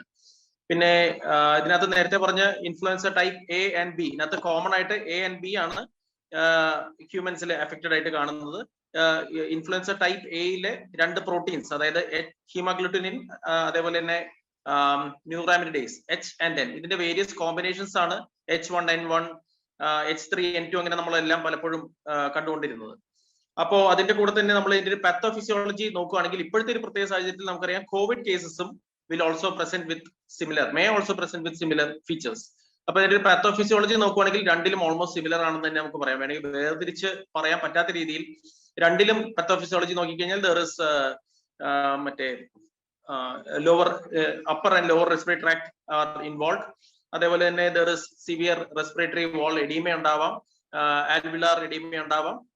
അതിന്റെ കൂടെ തന്നെ hyaline membrane formation, respiratory distress, ഇതെല്ലാം ഈ 2 കേസുകളിലും കാണാൻ സാധിക്കും. അതുകൊണ്ട് ഇത് വേർതിരിക്കുക എന്നുള്ളത് ഒരു ചാലഞ്ചിങ് സിറ്റുവേഷൻ തന്നെയാണ്. അത് ഡീറ്റെയിൽഡ് ഇൻവെസ്റ്റിഗേഷനോട് കൂടെ തന്നെ മാത്രമാണ് നമുക്കത് ഡിഫറൻഷിയേറ്റ് ചെയ്യാൻ ഒരുപക്ഷെ സാധിക്കുകയുള്ളൂ. അപ്പോ ഇതിന്റെ ഒരു മെയിൻ കോംപ്ലിക്കേഷൻ എന്ന് പറഞ്ഞാൽ കൂടുതൽ സിവിയറിറ്റിയിലേക്ക് പോകുവാൻ സാധ്യതയുള്ള കേസുകൾ, അതായത് കോംപ്ലിക്കേഷൻസ് ഡെവലപ്പ് ചെയ്യുകയാണെങ്കിൽ ചിലപ്പോൾ അതൊരു വളരെ ഫാസ്റ്റ് ആയിട്ടുള്ള പേസിലായിരിക്കും പോകുന്നത്. ഇപ്പൊ എനിക്ക് തോന്നുന്നു ട്രിവാൻഡ്രം സൈഡിൽ കുറച്ച് കേസസ് കുറച്ച് ക്രിട്ടിക്കൽ കണ്ടീഷനിൽ റിപ്പോർട്ട് ചെയ്യപ്പെടുകയുണ്ടായി. അതുകൊണ്ട് തന്നെയാണ് നമ്മളിപ്പോ വളരെ എമർജൻസി ആയിട്ട് ഇങ്ങനെ ഒരു മീറ്റിംഗ് അറേഞ്ച് ചെയ്തിട്ടുള്ളത് തന്നെ. അപ്പോൾ പറയുകയാണെങ്കിൽ സിംറ്റംസ് സ്റ്റാർട്ട് ചെയ്താൽ മേ ബി ഈവൻ 48 to 72 അവേഴ്സിനുള്ളിൽ തന്നെ സിവിയർ കോംപ്ലിക്കേഷനിലേക്ക് പോകുന്ന കേസുകൾ ഒരുപക്ഷെ കാണാൻ ഇടയായേക്കാം. അതുകൊണ്ട് തന്നെ ഈ കേസസ് നമ്മൾ ആദ്യം തന്നെ റെക്കഗ്നൈസ് ചെയ്യുക എന്നുള്ളത് വളരെ പ്രധാനപ്പെട്ട കാര്യം തന്നെയാണ്.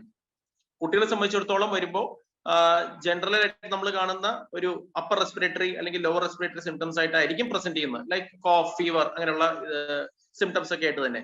പക്ഷെ അവരെപ്പോൾ ഒരു കോംപ്ലിക്കേഷനിലേക്ക് പോകുന്നു എന്ന് നമ്മൾ കറക്റ്റ് ആയിട്ട് ഐഡന്റിഫൈ ചെയ്യുന്നു എന്നുള്ളതാണ് അതിനകത്ത് ഏറ്റവും പ്രധാനപ്പെട്ട കാര്യം. കുട്ടികളെ സംബന്ധിച്ചിടത്തോളം പറയുകയാണെങ്കിൽ മേ ബി ചെറിയ കുട്ടികളെ സംബന്ധിച്ചിടത്തോളം പുവർ ഫീഡിങ് അല്ലെങ്കിൽ ഡിക്രീസ്ഡ് ആക്ടിവിറ്റി, ലെത്താജി, അങ്ങനെയുള്ള symptoms, high grade fever, vomiting, poor acceptance of feed, ഇതൊക്കെ കണ്ടു കഴിഞ്ഞാൽ നമ്മൾ ഒരു ഈ പറയുന്ന കമ്മ്യൂണിറ്റി അക്വയർഡ് ന്യൂമോണിയ എന്ന് പറയുന്ന പോലെ തന്നെ ഇപ്പോഴത്തെ ഒരു സാഹചര്യത്തിൽ ഈ പറയുന്ന അവസ്ഥകൾ കൂടി നമ്മൾ കൺസിഡർ ചെയ്യേണ്ടതാണ്. സ്കൂൾ ഗോയിങ് ചിൽഡ്രനിൽ ഈ പറയുന്ന പോലെ സ്കൂളിൽ മൾട്ടിപ്പിൾ കേസസ് ഓഫ് ഈ പറഞ്ഞ പോലെ ILI സിംറ്റംസ് ഉള്ള കേസുകൾ വരുവാണെങ്കിലും നമ്മൾ സസ്പെക്ട് ചെയ്യേണ്ടത് തന്നെയാണ്. പിന്നെ ഇതിന്റെ ഹിസ്റ്ററി പറഞ്ഞപ്പോൾ ഇതിന്റെ നമ്മൾ കേസസിനെ ക്ലാസിഫൈ ചെയ്യുകയാണെങ്കിൽ വളരെ സിമ്പിൾ ആയിട്ട് പറയുകയാണെങ്കിൽ നമ്മൾ 3 കാറ്റഗറി ആയിട്ട് ABC ആയിട്ട് ക്ലാസിഫൈ ചെയ്തിരിക്കുകയാണല്ലോ. അത് A ഗ്രൂപ്പ് എന്ന് പറയുന്നത് പ്രത്യേകിച്ച് വലിയ കോംപ്ലിക്കേഷൻസ് ഒന്നും ഇല്ല, നമ്മൾ സാധാരണ റൊട്ടീനായിട്ട് OP-യിൽ കാണുന്ന പോലത്തെ കേസുകൾ എന്ന് വേണമെങ്കിൽ പറയാം കാറ്റഗറി A എന്ന് പറയുന്നത്. അപ്പൊ ഈ കാറ്റഗറി ബേസ് ചെയ്താണ് നമ്മൾ ട്രീറ്റ്മെന്റ് തീരുമാനിക്കുന്നത്, നേരത്തെ പറഞ്ഞു. അപ്പൊ കാറ്റഗറി B എന്ന് പറയുന്നത് you can divide it into B1 and B2. B1 എന്ന് പറയുന്നത് കാറ്റഗറി A സിംറ്റംസ് കുറച്ചും കൂടി സിവിയർ ആയിട്ട് വരുന്ന കേസുകളാണ്. അതായത് നേരത്തെ പറഞ്ഞ ഫീവർ, സോർ ത്രോട്ട് എല്ലാം ഹൈ ഗ്രേഡ് ഫീവറും സോർ ത്രോട്ടും കാര്യങ്ങളൊക്കെ ആയിട്ട് വരുവാണെങ്കിൽ it is category B1 actually. അതേപോലെ തന്നെ കേസസ് വിത്ത് കോമോർബിഡിറ്റീസ്, അതായത് ഡയബറ്റീസോ അല്ലെങ്കിൽ കാർഡിയക് ഡിസീസസോ റീനൽ ഇഷ്യൂസോ ഒക്കെ ഉള്ള കേസസ് ആണെങ്കിൽ കാറ്റഗറി B2 ആയിട്ടാണ് കൺസിഡർ ചെയ്യുന്നത്. പിന്നെ കാറ്റഗറി C എന്ന് പറയുന്നത് നമുക്ക് എല്ലാവർക്കും അറിയാം വളരെ സിവിയർ കോംപ്ലിക്കേഷൻസ് ഉള്ള കേസസ് ആണ് കാറ്റഗറി C. അപ്പൊ ഇതിനകത്ത് ട്രീറ്റ്മെന്റ് പറയുകയാണെങ്കിൽ കാറ്റഗറി എയിലും അതേപോലെ തന്നെ കാറ്റഗറി B1-ലും നമ്മൾ ഒരുപക്ഷെ ഒസൽറ്റൈമിവർ കൺസിഡർ ചെയ്തു എന്നിരിക്കില്ല. അവർക്ക് സപ്പോർട്ടീവ് ട്രീറ്റ്മെന്റും സപ്പോർട്ടീവ് കെയർ മാത്രം മതിയായിരിക്കാം. കാറ്റഗറി B2-ലും കാറ്റഗറി C-ലും ഡെഫിനറ്റ്ലി നമ്മൾ ഡിലേ കൂടാതെ ഒസൽറ്റൈമിവർ സ്റ്റാർട്ട് ചെയ്യണം എന്നുള്ളതാണ് ഏറ്റവും പ്രധാനപ്പെട്ട നമ്മൾ ഓർക്കേണ്ടതായിട്ടുള്ള ഒരു പോയിന്റ്. പിന്നെ പറയുകയാണെങ്കിൽ അതിന്റെ ഇൻവെസ്റ്റിഗേഷൻസ് നമ്മൾ നേരത്തെ സൂചിപ്പിച്ചു, RT-PCR ടെസ്റ്റ്, അതേപോലെ തന്നെ വൈറൽ കൾച്ചേഴ്സ് കാര്യങ്ങളൊക്കെ പോവുകയാണെങ്കിൽ ചിലപ്പോൾ അത് കൂടുതൽ ടൈം കൺസ്യൂമിങ് ആയതുകൊണ്ട് നമുക്ക് മറ്റുള്ള ടെസ്റ്റുകളെ ഡിപ്പെൻഡ് ചെയ്യേണ്ടി വന്നേക്കാം. അപ്പൊ എന്ത് തന്നെയാണെങ്കിലും നമ്മൾ ഈ കേസ് ആദ്യം തന്നെ ഐഡന്റിഫൈ ചെയ്യുക. സ്പെഷ്യലി ഇൻ പീഡിയാട്രിക് സെഗ്മെന്റിൽ നമ്മൾ അതിന്റെ കോംപ്ലിക്കേഷൻസ് ആദ്യം തന്നെ ഐഡന്റിഫൈ ചെയ്യുക.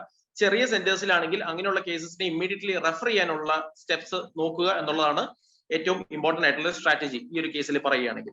പിന്നെ ഇതിന്റെ ഒരു പ്രിവെന്റീവ് ആസ്പെക്ടിനെ കുറിച്ച് പറയുകയാണെങ്കിൽ നമുക്ക് 2 രീതിയിൽ നോക്കാം. ഒന്ന്, അതിന്റെ കീമോ പ്രൊഫൈലാക്സിസ് ഉണ്ട്, ഒസൽറ്റൈമിവർ ഡ്രഗ് തന്നെ ഉപയോഗിച്ചിട്ടുള്ള കീമോ പ്രൊഫൈലാക്സിസ് ഉണ്ട്. But most important thing is vaccination. Vaccination പറയുകയാണെങ്കിൽ ഈ ഒരു എപ്പിസോഡ് അല്ലെങ്കിൽ ഒരു ഔട്ട് ബ്രേക്ക് ഉണ്ടാവുന്നതിന് ഒരു 1 or 2 months പ്രയർ ആയിട്ട് വാക്സിൻ എടുത്ത് പോകുന്നതായിരുന്നു എപ്പോഴും നല്ലത്. ഇപ്പൊ ഈ മൺസൂൺ സീസണിൽ നമ്മൾ നോക്കുമ്പോൾ പ്രീ മൺസൂൺ ആയിട്ട് വാക്സിനേറ്റ് ചെയ്യണം. May be preferably in the month of May, June ആ മാസത്തിലേക്ക് തന്നെ വാക്സിൻ എടുത്ത് വെക്കേണ്ടതാണ്. കുട്ടികളെ സംബന്ധിച്ചിടത്തോളം വാക്സിനേഷൻ എന്ന് പറയുമ്പോൾ അബൌവ് 6 months-ലാണ് നമ്മൾ വാക്സിൻസ് പറഞ്ഞിട്ടുള്ളത്.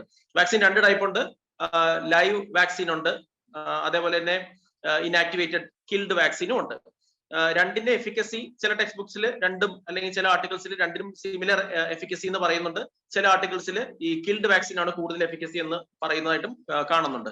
എന്ത് തന്നെയാണെങ്കിലും നമ്മൾ ഇങ്ങനെ ഒരു സാഹചര്യത്തിൽ വാക്സിനേഷൻ പോകുമ്പോൾ 6 months to 5 years ആയിട്ടുള്ള കുട്ടികളിൽ നമ്മൾ ഡെഫിനറ്റ് ആയിട്ട് വാക്സിനേഷൻ വേണം എന്നാണ് പറയുന്നത്. അബൌവ് 5 years ഓഫ് ഏജ് ആയിട്ടുള്ള കുട്ടികളിൽ may be you can decide on vaccination. അപ്പൊ നമ്മൾ ഇതിൽ ശ്രദ്ധിക്കേണ്ട ഒരു കാര്യം, 9 വയസ്സിൽ താഴെയുള്ള കുട്ടികളിൽ വാക്സിനേഷന് വരുമ്പോൾ ഫസ്റ്റ് ടൈം ആണ് അവർ വാക്സിൻ എടുക്കുന്നത് എന്നുണ്ടെങ്കിൽ, കിൽഡ് വാക്സിൻ ആണെങ്കിൽ you are giving 0.5 ml intramuscular vaccine. അത് you have to give 2 doses 4 weeks apart എന്നാണ് പറഞ്ഞിട്ടുള്ളത്. ഇത് ആദ്യമായിട്ട് വാക്സിൻ എടുക്കാൻ വരുന്ന കുട്ടികൾ. സപ്പോസ് ഒരു കുട്ടി നിങ്ങളുടെ അടുത്ത് ഓൾറെഡി 1 dose ഓഫ് വാക്സിൻ എടുത്തിട്ട് വരികയാണെങ്കിൽ അവർക്ക് റിപ്പീറ്റ് ഡോസ് ഓഫ് വാക്സിൻ കൊടുക്കേണ്ടതായിട്ട് വരും. അതേപോലെ തന്നെ 9 വയസ്സിന് മുകളിലുള്ള കുട്ടിയാണെങ്കിൽ ഒരു സിംഗിൾ ഡോസ് വാക്സിൻ മതിയാവും. സോ ഐ റിപ്പീറ്റ്, 9 വയസ്സിന് താഴെയുള്ള കുട്ടികളാണെങ്കിൽ നമ്മൾ വാക്സിൻ എഫിക്കസി മാക്സിമം പറയുന്നത് you have to give 0.5 ml IM 4 weeks apart. 9 വയസ്സിന് മുകളിലുള്ള കുട്ടികളാണെങ്കിൽ സിംഗിൾ ഡോസ്, അത് അഡൽട്സിലാണെങ്കിലും ഒരു സിംഗിൾ ഡോസ് മതിയായിരിക്കും. ബട്ട് എല്ലാ വർഷവും റിപ്പീറ്റ് ചെയ്ത് പോകണം. കാരണം നേരത്തെ പറഞ്ഞു, ഈ പറയുന്ന ഇൻഫ്ലുവൻസ വാക്സിനിലെല്ലാം ആന്റിജനിക് ഷിഫ്റ്റ് അല്ലെങ്കിൽ ആന്റിജനിക് ഡ്രിഫ്റ്റ് ഇങ്ങനെയുള്ള സാഹചര്യങ്ങളൊക്കെ ഉണ്ടാവുന്നത് കൊണ്ട് വാക്സിൻ എല്ലാ കൊല്ലവും അപ്ഡേറ്റ് ചെയ്ത് പോകേണ്ടതായിട്ടുള്ളത് കൊണ്ട് റിപ്പീറ്റ് വാക്സിനേഷൻ എല്ലാ വർഷവും വേണ്ടി വരും. പിന്നെ മറ്റൊരു വാക്സിനാണ് നേരത്തെ പറഞ്ഞ ലൈവ് വാക്സിൻ. ഇതൊരു ഇൻഹെയിൽഡ് ഫോമിലാണ് ഉള്ളത്. അത് അബൌവ് 2 years കുട്ടികളിലാണ് ഇൻഹെയിൽഡ് വാക്സിൻ നമ്മൾ പറയുന്നത്. 2 years to 18 years of age ആണ് ജനറലി പീഡിയാട്രിക് ഏജ് ഗ്രൂപ്പിൽ നമ്മൾ പറയാറുള്ളത്. അതിന്റെ എഫിക്കസിയും ഈ പറയുന്ന പോലെ സിമിലർ തന്നെയാണ്. പക്ഷെ എങ്കിലും നമ്മൾ വൈഡ് ആയിട്ട് യൂസ് ചെയ്യുന്നത് IM ഇൻട്രാമസ്കുലർ ഡോസ് ആയിട്ട് കൊടുക്കുന്ന വാക്സിൻ ആണ്. ഇതാണ് വാക്സിനേഷനെ പറ്റി പറയുകയാണെങ്കിൽ ഉള്ളത്. സോ പിന്നെ അതിന്റെ കീമോ പ്രൊഫൈലാക്സിസ് പറയുകയാണെങ്കിൽ മെയിൻ ഡ്രഗ് നമ്മുടെ ഡിപ്പാർട്ട്മെന്റിൽ നമ്മൾ യൂസ് ചെയ്യുന്നത് നമുക്കറിയാം ഒസൽറ്റാമിവർ തന്നെയാണ്. അത് എങ്ങനെയുള്ള കേസസിന് ഒരു ഡോക്ടറുടെ നിർദ്ദേശപ്രകാരം മാത്രമേ എടുക്കാവുള്ളൂ. ആളുകൾ തന്നെ കടയിൽ പോയി മരുന്ന് മേടിക്കുന്ന സാഹചര്യമൊക്കെ നമ്മൾ നേരത്തെ കണ്ടിട്ടുണ്ട്. ഒരു അക്യൂട്ട് ഷോർട്ടേജ് ഉണ്ടാകാനൊക്കെ സാധ്യതയുണ്ട്. അങ്ങനെയൊക്കെ വന്ന് ഒരു അൺനെസറി പാനിക് ക്രിയേറ്റ് ചെയ്ത് കഴിഞ്ഞാൽ. അപ്പോൾ ഒസൽട്ടാമൈവർ കൊടുക്കുമ്പോൾ ഓരോ വെയിറ്റ് ബാൻഡ് അനുസരിച്ചാണ് നേരത്തെ പവർ പോയിന്റിൽ ഡിസ്പ്ലേ ചെയ്ത പോലെ ഓരോ weight band less than 15 kg, 15 to 23, 23 to 40 അങ്ങനെ ഡിഫറെന്റ് വെയിറ്റ് ബാൻഡ്സിൽ 30 mg, 40, 45, 70 അങ്ങനെ ഡിഫറെന്റ് ഡോസസ് ആണ് ഉപയോഗിക്കുന്നത്.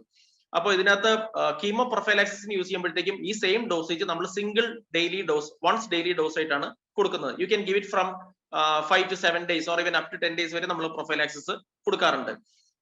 ബട്ട് നമ്മൾ ട്രീറ്റ്മെന്റ് പർപ്പസിന് യൂസ് ചെയ്യുമ്പോൾ ഇതേ ഡോസ് തന്നെ നമ്മൾ BD ഡോസ് ആയിട്ട് യൂസ് ചെയ്യുന്നത്. You give it for 5 days. അതാണ് ട്രീറ്റ്മെന്റ് ആസ്പെക്ടിനെ കുറിച്ച് പറയുകയാണെങ്കിൽ. സോ ഇൻ ഷോർട്ട് നമ്മൾ അതിന്റെ സിംറ്റമാറ്റിക് പ്രസന്റേഷനും അതിന്റെ കോംപ്ലിക്കേഷൻസിനെ കുറിച്ച് പറഞ്ഞു. പിന്നെ അതിന്റെ പ്രിവെന്റീവ് ആസ്പെക്ടിനെ കുറിച്ച് പറഞ്ഞു. അതിന്റെ ട്രീറ്റ്മെന്റ് സൈഡിനെ കുറിച്ച് ചുരുക്കി പറഞ്ഞിട്ടുണ്ട്. ഇനി ഇതിന്റെ എന്തെങ്കിലും ക്ലാരിഫിക്കേഷൻസോ കാര്യങ്ങളോ ഉണ്ടെങ്കിൽ ആർക്കെങ്കിലും ചോദിക്കണമെന്നുണ്ടെങ്കിൽ ചോദിക്കാം. 3 ക്വസ്റ്റ്യൻസ് ആണ് വന്നിരിക്കുന്നത്. അതില് ഒരു ക്വസ്റ്റ്യൻ വന്നത് സ്കൂൾ അതോറിറ്റീസിനെ ഇപ്പൊ അലർട്ട് ചെയ്യണോ എന്നുള്ളതാണ്. ആവശ്യമില്ല, നമ്മളൊരു പാനിക് സിറ്റുവേഷൻ ഉണ്ടാക്കുന്ന അതിന് മറുപടി ആയിട്ട് വേറൊരാൾ തന്നെ എഴുതിയിട്ടുണ്ട്. ശരിക്കും നമുക്ക് സ്കൂൾ തുറന്നു കഴിഞ്ഞാൽ നമുക്ക് ആകെ സ്റ്റുഡൻസ്, മാതാപിതാക്കളോടോ സ്റ്റുഡൻസിനോടോ PTA മെമ്പേഴ്സിനോടോ ടീച്ചേഴ്സിനോടോ സംസാരിക്കാനുള്ള ഒരു സമയം കിട്ടുമ്പോൾ പനിയുള്ള കുട്ടികളെ ക്ലാസ്സിൽ വിടാതിരിക്കാനുള്ള ഒരു ഡയറക്ഷൻ മാത്രമാണ് ആവശ്യമുള്ളൂ. പിന്നെ രണ്ടാമതൊരു ക്വസ്റ്റ്യൻ വന്നത് എങ്ങനെയാണ് ക്യാപ്സൂൾ കുട്ടികൾക്ക് വേണ്ടിയിട്ട് നമ്മൾ ഇത് ചെയ്യണം. ഒരു 10 ml വാട്ടറിൽ അലിയിച്ചു കഴിഞ്ഞാൽ ഓരോ ml-ലും 7.5 milligrams ഉണ്ടാവും. അതനുസരിച്ച് നമുക്ക് കാൽക്കുലേറ്റ് ചെയ്യാവുന്നതാണ്. പിന്നെ ഇപ്പൊ ക്വസ്റ്റ്യൻസ് വരുന്നുണ്ട്. CBC pattern in influenza below 5 years എല്ലാ കേസിനും ഒസൽട്ടാമൈവർ കൊടുക്കണോ? പവൻ ആൻസർ ചെയ്യണം. മാഡം ഒന്ന് റിപ്പീറ്റ് ചെയ്യാമോ? 5 വയസ്സിന് താഴെയുള്ള എല്ലാ കേസിനും ഒസൽട്ടാമൈവർ കൊടുക്കേണ്ടതുണ്ടോ? എല്ലാ കേസിനും കൊടുക്കേണ്ട കാര്യമില്ലല്ലോ. നമ്മൾ നേരത്തെ പറഞ്ഞ നമ്മൾ കാറ്റഗറൈസ് ചെയ്യുന്നുണ്ടല്ലോ, ABC കാറ്റഗറീസ്. അതിനകത്ത് A കാറ്റഗറിയിൽ വരുന്ന നോർമൽ വൈറൽ സിംറ്റംസ് ആയിട്ട് വരുന്ന കുട്ടികൾക്ക് നമ്മൾ ഒസൽട്ടാമൈവർ പറയുന്നില്ല. But at the same time എന്തെങ്കിലും കോംപ്ലിക്കേഷൻസ് സസ്പെക്ട് ചെയ്യുന്ന കേസസോ അല്ലെങ്കിൽ സിവിയറിറ്റിയിലേക്ക് പോകുന്നതായിട്ട് കണ്ടു കഴിഞ്ഞാൽ മാത്രം നമ്മൾ ഡ്രഗ് സ്റ്റാർട്ട് ചെയ്താൽ മതി. അതായത് കാറ്റഗറി A, കാറ്റഗറി B1 എന്ന് പറഞ്ഞ കാറ്റഗറീസിൽ ഒസൽട്ടാമൈവർ നിർബന്ധമില്ല എന്ന് നമ്മൾ നേരത്തെ ഓൾറെഡി പറഞ്ഞു. Category B2 and category C നിർബന്ധമായിട്ടും oseltamivir has to be started without any delay. Thank you. ഇനി അടുത്തൊരു question, whether nebulisation to be reduced is suspecting influenza. അത് നെറ്റോയ്ക്കുള്ള ഒരു ക്വസ്റ്റ്യൻ ആണ്. Yes madam. നെബുലൈസേഷന്റെ ഒരു പ്രോബ്ലം പറയുന്നത് ഈ നെബുലൈസേഷൻ ഒക്കെ എയറോസോൾ ജനറേറ്റിംഗ് ആയിട്ടുള്ള ഒരു പ്രൊസീജിയർ ആയിട്ടാണ് പറയുന്നത്. അപ്പൊ അതുകൊണ്ടാണ് ഈ നെബുലൈസേഷൻ വേണോ എന്നുള്ള ക്വസ്റ്റ്യൻ വരുന്നത്. പക്ഷേ as of now health care workers നമ്മളൊരു സെപ്പറേറ്റ് വാർഡ് അതിനു വേണ്ടി യൂസ് ചെയ്യുന്നുണ്ടെങ്കിൽ health care workers if they have wearing N95 mask nebulisation ആവശ്യമുള്ള അതർ ഇൻഡിക്കേഷൻസിന് നെബുലൈസേഷൻ ആവശ്യമുള്ള കേസുകളിൽ നെബുലൈസേഷൻ കൊടുക്കുക തന്നെ വേണ്ടി വരും. സക്കീന ഒരു ക്വസ്റ്റ്യൻ ചോദിക്കണം എന്ന് പറഞ്ഞു. സക്കീനയുടെ ഒന്ന് അൺമ്യൂട്ട് ചെയ്യൂ.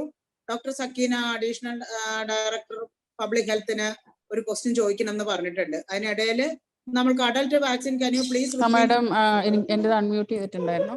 ഞാൻ ജസ്റ്റ് ചോദിച്ചോട്ടെ, ഇപ്പോഴത്തെ ഡെത്തുകളും അതുപോലെ കേസുകളും നമ്മൾ എക്സ്പെർട്ട് ടീമായിട്ട് മെഡിക്കൽ കോളേജ് ടീമായിട്ട് ഡിസ്കസ് ചെയ്തപ്പോൾ നമുക്ക് അന്ന് ഇപ്പൊ കിട്ടിയ ഒരു ഫീഡ്ബാക്ക് എന്ന് പറയുന്നത് ഇതിന്റെ പ്രസന്റേഷൻ ഫീവർ, വൊമിറ്റിംഗ്, ഡയേറിയ അങ്ങനെ വന്ന് രണ്ടാമത്തെ ദിവസം തന്നെ ഭയങ്കരമായിട്ട് കണ്ടീഷൻ വേഴ്സൺ ആയിട്ട് ഡെത്ത് ആവുന്നതാണല്ലോ. അപ്പോൾ നമ്മൾ ഈ കുറച്ചൊരു പ്രിക്കോഷൻ ഉള്ള നിലയിൽ കുട്ടികളിൽ സെക്കൻഡ് ഡേ തന്നെ പ്രശ്നമാകുന്നത് കൊണ്ട് A കാറ്റഗറി അല്ലാതെ Bക്ക് നമ്മൾ ഒസൽട്ടാമൈവർ പറയണോ, ഗൈഡ് ലൈനിൽ എന്തെങ്കിലും ഡിസ്കഷൻ ആവശ്യമുണ്ടോ എന്നുള്ളതും കൂടെ പരിശോധിക്കണം എന്നുള്ളതാണ്.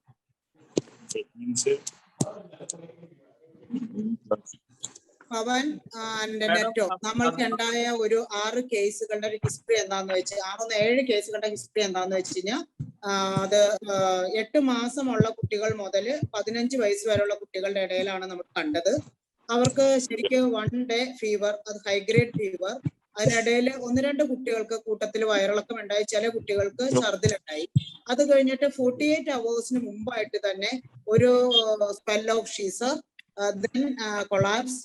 അതില് 3 പേരോളം ഡെത്തായി, 2 പേരോളം ഡെത്തായി, 2 പേര് വെന്റിലേറ്ററിലാണ്, 2 പേർക്ക് സീക്കിലുണ്ട്. അങ്ങനെയാണ് ഇപ്പൊ നമുക്കൊരു പ്രസന്റേഷൻ കണ്ടത്. അപ്പൊ അങ്ങനെയുള്ള ഒരു കേസിനെ നമ്മൾ പ്രതീക്ഷിക്കുമ്പോൾ നമ്മൾ എന്ത് ചെയ്യണം എന്നുള്ളതാണ് ADHS ചോദിച്ചത്. യെസ് മാഡം, നേരത്തെ പറഞ്ഞ പോലെ ഇത് ഒരു റാപ്പിഡ് വേഴ്സണിംഗിലേക്ക് വേണമെങ്കിൽ പോകാം. ഈ പറഞ്ഞ പോലെ വിത്തിൻ 48 അവേഴ്സിലേക്ക് ഒരു റാപ്പിഡ് വേഴ്സണിംഗ് സംഭവിക്കാം. അങ്ങനെയുള്ള കേസസ് റിപ്പോർട്ട് ചെയ്തിട്ടുണ്ടല്ലോ. അപ്പൊ ഇതിനകത്ത് എന്ന് പറഞ്ഞുകൊണ്ട് നമ്മൾ എല്ലാ കേസിനും ഫസ്റ്റ് ഡേയിൽ തന്നെ ഡ്രഗ് സ്റ്റാർട്ട് ചെയ്യാന്ന് വെച്ചാൽ പ്രാക്ടിക്കലി പോസിബിൾ ആയിട്ടുള്ള കാര്യമായിരിക്കില്ല. അതുകൊണ്ട് കോംപ്ലിക്കേഷൻ എക്സ്പെക്ട് ചെയ്യുന്ന കേസസ് അല്ലെങ്കിൽ ഈ പറയുന്ന അഫക്റ്റഡ് കേസസ് വളരെ ഡീപ്പ് ആൻഡ് സ്ട്രിക്ട് മോണിറ്ററിംഗിലൂടെ മാത്രമേ നമുക്കൊരു ഡിസിഷൻ എടുക്കാൻ പറ്റുകയുള്ളൂ. എനി സിംറ്റംസ് ഓഫ് വേഴ്സണിംഗ് അല്ലെങ്കിൽ സിവിയറിറ്റി കൂടുന്നതായിട്ട് തോന്നിക്കഴിഞ്ഞാൽ definitely we can start medicine. അതായത് കാറ്റഗറി എയിൽ നിന്ന് ബിയിലേക്ക് ഷിഫ്റ്റ് തോന്നുന്ന സാഹചര്യം ഉണ്ടായിക്കഴിഞ്ഞാൽ നമുക്ക് ഒട്ടും താമസം കൂടാതെ മെഡിസിൻ സ്റ്റാർട്ട് ചെയ്യാം. ബട്ട് കാറ്റഗറി എ കേസസിന് എല്ലാവർക്കും നമ്മൾ ബ്ലൈൻഡ് ആയിട്ട് മെഡിസിൻ സ്റ്റാർട്ട് ചെയ്യാന്ന് പറഞ്ഞു കഴിഞ്ഞാൽ അതൊരു ശരിയായ കാര്യമായിരിക്കുന്നു തോന്നുന്നില്ല. വർക്കേഴ്സിന് ഇൻഫ്ലുവൻസ വാക്സിൻ പ്രൊവൈഡ് ചെയ്യുമോ എന്ന് നമ്മൾ 2017 പ്രൊവൈഡ് ചെയ്തു. അതുകൊണ്ട് 70 lakhs നമുക്കായി. അതിനുശേഷം അതൊരു സ്ഥിരമായി നമുക്ക് കിട്ടുമ്പോഴുള്ളൊരു പ്രശ്നം, നമ്മൾ എപ്പോൾ ബാച്ച് ആവശ്യപ്പെട്ടാലും നമ്മൾക്ക് ഷോർട്ട് എക്സ്പയറി ആയിട്ടാണ് കിട്ടുന്നത്. അതായത് അവരുടെ എക്സ്പയറി ഡേറ്റ് എല്ലാ വർഷം ഇത് ഉണ്ടാക്കുന്നതുകൊണ്ട് മാർക്കറ്റിലേക്ക് വരുമ്പോൾ പിന്നെ ഒരു 3 months ബാക്കി നിൽക്കുമ്പോഴാണ് നമുക്ക് കിട്ടുന്നത്. അപ്പൊ ഈ 3 months കൊണ്ട് നമ്മൾക്ക് എല്ലാവർക്കും വാക്സിൻ കൊടുത്തു തീർക്കാൻ അന്ന് ശരിക്കും പറഞ്ഞാൽ ഞങ്ങൾ നന്നായി കഷ്ടപ്പെട്ടു. പലരും ഈ പറഞ്ഞ ഒരു താല്പര്യം ഒന്നും കാണിക്കാനുള്ള ഒരു സാഹചര്യം ഉണ്ടായില്ല. അപ്പൊ അതെല്ലാം കൊണ്ട് ഗവൺമെന്റ് പിന്നെ അതിൽ നിന്ന് പുറകോട്ട് പോയത്. ഇനി വല്ലാത്തൊരാവശ്യം വന്നാൽ നമ്മൾ വീണ്ടും അതിനുള്ള ഒരു സംവിധാനത്തിലേക്ക് നമ്മൾ പോകാം. ഗവൺമെന്റ് സെക്ടറിൽ തിരുവനന്തപുരത്ത് വാക്സിൻ ഉണ്ടോ എന്ന് ചോദിച്ചിട്ടുണ്ട്. എന്റെ അറിവിലില്ല. വാക്സിൻ പ്രൈവറ്റ് സെക്ടറിൽ അവൈലബിൾ ആണ്. പ്രൈവറ്റ് സെക്ടറിലുണ്ട്. ഗവൺമെന്റ് ആണ്. ആർക്കെങ്കിലും എടുക്കണം താല്പര്യം ഉണ്ടെങ്കിൽ എനിക്ക് തോന്നുന്നു 1000-1500 രൂപയ്ക്ക് എടുത്ത് മറ്റോ കോസ്റ്റ് ഉണ്ടെന്നാണ് തോന്നുന്നത്. 850 rupees തൊട്ടുള്ള കോസ്റ്റില് ഡിഫറെന്റ് ബ്രാൻഡ്സ് വരുന്നുണ്ട്. 2500. അപ്പോ ഈ മാഡം പറഞ്ഞൊരു പ്രോബ്ലം വളരെ സിഗ്നിഫിക്കന്റ് ആണ്. കാരണം ഇവര് ഈ വെസ്റ്റേൺ കൺട്രീസിലാണ് ഇവര് വാക്സിന് തുടങ്ങുന്നത്. അപ്പൊ അവരുടെ സീസൺ കഴിഞ്ഞിട്ടാണ് അവർ നമ്മുടെ സീസണിലോട്ടേക്ക് വാക്സിൻ വരിക. അപ്പൊ ഇവിടെ എത്തുമ്പോഴേക്കും മോസ്റ്റ്ലി അതിന്റെ ഒരു എക്സ്പയറി ഡേറ്റിന് ഒരു 3 months ഒക്കെ ബാക്കി ഉണ്ടാവും. അപ്പൊ അവരെങ്ങനെ കൊടുത്തു തീർക്കാനുള്ള ഒരു ഇതിൽ വളരെ കുറച്ച് സാധനം മാത്രമേ ഉണ്ടാവാറുള്ളൂ. അപ്പൊ അതാണ് ഈ ഒരു അവൈലബിലിറ്റി ഇഷ്യൂ വരുന്നത്. ഇപ്പൊ അധികം നല്ല ബുദ്ധിമുട്ടുമായിരുന്നു. ഞാൻ ഇതേപോലെ തന്നെ ഈ വാക്സിൻ നമ്മളുടെ ഗവൺമെന്റ് സെക്ടറിലുള്ള എല്ലാ ഹെൽത്ത് സ്റ്റാഫിനും കൊടുക്കാൻ വേണ്ടിയിട്ട് വാക്സിൻ ഞാൻ വരുത്തിച്ചിട്ട് അവസാനം അതങ്ങ് തീർത്തെടുക്കാൻ ഞാൻ നന്നായി കഷ്ടപ്പെട്ടു. 3 മാസം കൊണ്ട് ഇത് കംപ്ലീറ്റ് തീർക്കാം. നമ്മൾ ഈ പറഞ്ഞ പോലുള്ള ഒരു അക്സെപ്റ്റൻസ് നമ്മളുടെ സ്റ്റാഫിന് തന്നെ ഉണ്ടായിരുന്നില്ല. അത് ആനുവൽ വാക്സിൻ കേൾക്കുമ്പോൾ ബാക്ക് ഔട്ട് ചെയ്യുന്ന ഒരു സിനാരിയോ നമ്മളുടെ ഹെൽത്ത് കെയർ വർക്കേഴ്സിൽ തന്നെ വളരെ കോമൺ ആണ് ഒരു ഇയറിൽ എടുക്കേണ്ടത്. പക്ഷെ അതിന്റെ ആയാൽ പോലും ഇപ്പൊ മോസ്റ്റ്ലി ഞാനിപ്പോ കാണിച്ച സ്ട്രെയിൻസ് ആണെങ്കിൽ ഈ സ്ട്രെയിൻസ് ഒരു 2-3 yearsലൊക്കെ മോസ്റ്റ്ലി സിമിലർ സ്ട്രെയിൻസ് ഒക്കെ ആയിരിക്കും. ചിലപ്പോൾ ഈ ഇൻഫ്ലുവൻസ എയുടെ 2 സ്ട്രെയിനും ബിയുടെ 2 സ്ട്രെയിനും ആണ്. അപ്പൊ ഒരുപക്ഷെ അതിൽ 2-3 സ്ട്രെയിൻസ് നെക്സ്റ്റ് ഇയറിലേക്കും സെയിം ആയിരിക്കും. അപ്പൊ ഒരു പ്രാക്ടിക്കൽ ആസ്പെക്ടിൽ നോക്കുകയാണെങ്കിൽ മേ ബി ഒരു 2 year അല്ലെങ്കിൽ അറ്റ് ദ മോസ്റ്റ് നമുക്ക് ഒരു തവണ എടുത്താൽ മേ ബി ഒരു 3 year വരെയൊക്കെ ഒരു അല്പം ലോങ് റണ്ണിൽ ഒരു പ്രൊട്ടക്ഷൻ വരെ നമുക്ക് എക്സ്റ്റെൻഡ് ചെയ്യാൻ പറ്റിയേക്കും. പക്ഷെ അതൊരു പോളിസി മാറ്റർ ആയിട്ട് എടുക്കുകയാണെങ്കിൽ that will be difficult. Because WHO recommendation annual vaccine തന്നെയാണ് അവർ ഇൻസിസ്റ്റ് ചെയ്യുന്നത്. ആരോ ചോദിച്ചിരുന്നു ഏത് വാക്സിൻ ആണ് എടുക്കേണ്ടതെന്ന് ചോദിക്കുന്നുണ്ടായിരുന്നു. ഇത് ക്വാഡ്രിവാലന്റ് വാക്സിൻ ആണ് എടുക്കേണ്ടത്. ക്വാഡ്രിവാലന്റ് വാക്സിൻ അതായത് നേരത്തെ പറഞ്ഞ ഇൻഫ്ലുവൻസ എ ബിയുടെ വേരിയസ് ആന്റിജൻസ് ഉൾപ്പെടുത്തിയിട്ടുള്ള വാക്സിൻ, അത് വേരിയസ് ബ്രാൻഡ്സ് വാക്സിൻ പ്രൊവൈഡ് ചെയ്യുന്നുണ്ട്. ഫോർ എക്സാമ്പിൾ ഇൻഫ്ലുവാക്, പിന്നെ വാക്സിഗ്രിപ്പ്, ഫ്ലൂ ക്വാഡ്രി, അങ്ങനെ പല പേരുകളിൽ അവൈലബിൾ ആണ്. ഏതെടുത്താലും കുഴപ്പമില്ല. ക്വാഡ്രിവാലന്റ് വാക്സിൻ ആണെന്ന് എൻഷുർ ചെയ്യാന്നുള്ള മാത്രമേ ഉള്ളൂ. IM ആയിട്ടാണ് ഇഞ്ചെക്ട് ചെയ്യുന്നത്. 0.5 ml ആണ്. ഒരു ക്വസ്റ്റ്യൻ ഉണ്ടായിരുന്നു, എവിടെയാണ് ടെസ്റ്റ് ചെയ്യേണ്ടത്, ടെസ്റ്റിന് എവിടെയാണ് വിടേണ്ടതെന്ന്. ഓക്കെ, നിങ്ങൾ നേരിട്ട് നിങ്ങളുടെ DSOമായിട്ട് കോൺടാക്ട് ചെയ്യുക. എല്ലാ DMO ഓഫീസിലും ഒരു DSO ഉണ്ട്, ഡിസ്ട്രിക്ട് സർവൈലൻസ് ഓഫീസർ. അവിടെ ഒരു എപ്പിഡമോളജിസ്റ്റ് ഉണ്ട്. അവരോട് ചോദിച്ചു കഴിഞ്ഞാൽ അവര് എങ്ങനെയാണ് സാമ്പിൾ എടുക്കേണ്ടതെന്നും അതിന്റെ മീഡിയവും അത് എവിടേക്ക് എത്തിക്കണം, പാക്കിംഗ് എങ്ങനെയാണ്, എല്ലാ കാര്യങ്ങളും പറഞ്ഞു. ഇപ്പൊ നിലവില് സ്റ്റേറ്റ് പബ്ലിക് ഹെൽത്ത് ലാബില് അതുപോലെ തന്നെ NIV ആലപ്പുഴ യൂണിറ്റിലും നമുക്ക് പിന്നെ ടെസ്റ്റിംഗ് ഫെസിലിറ്റി ഉണ്ട്.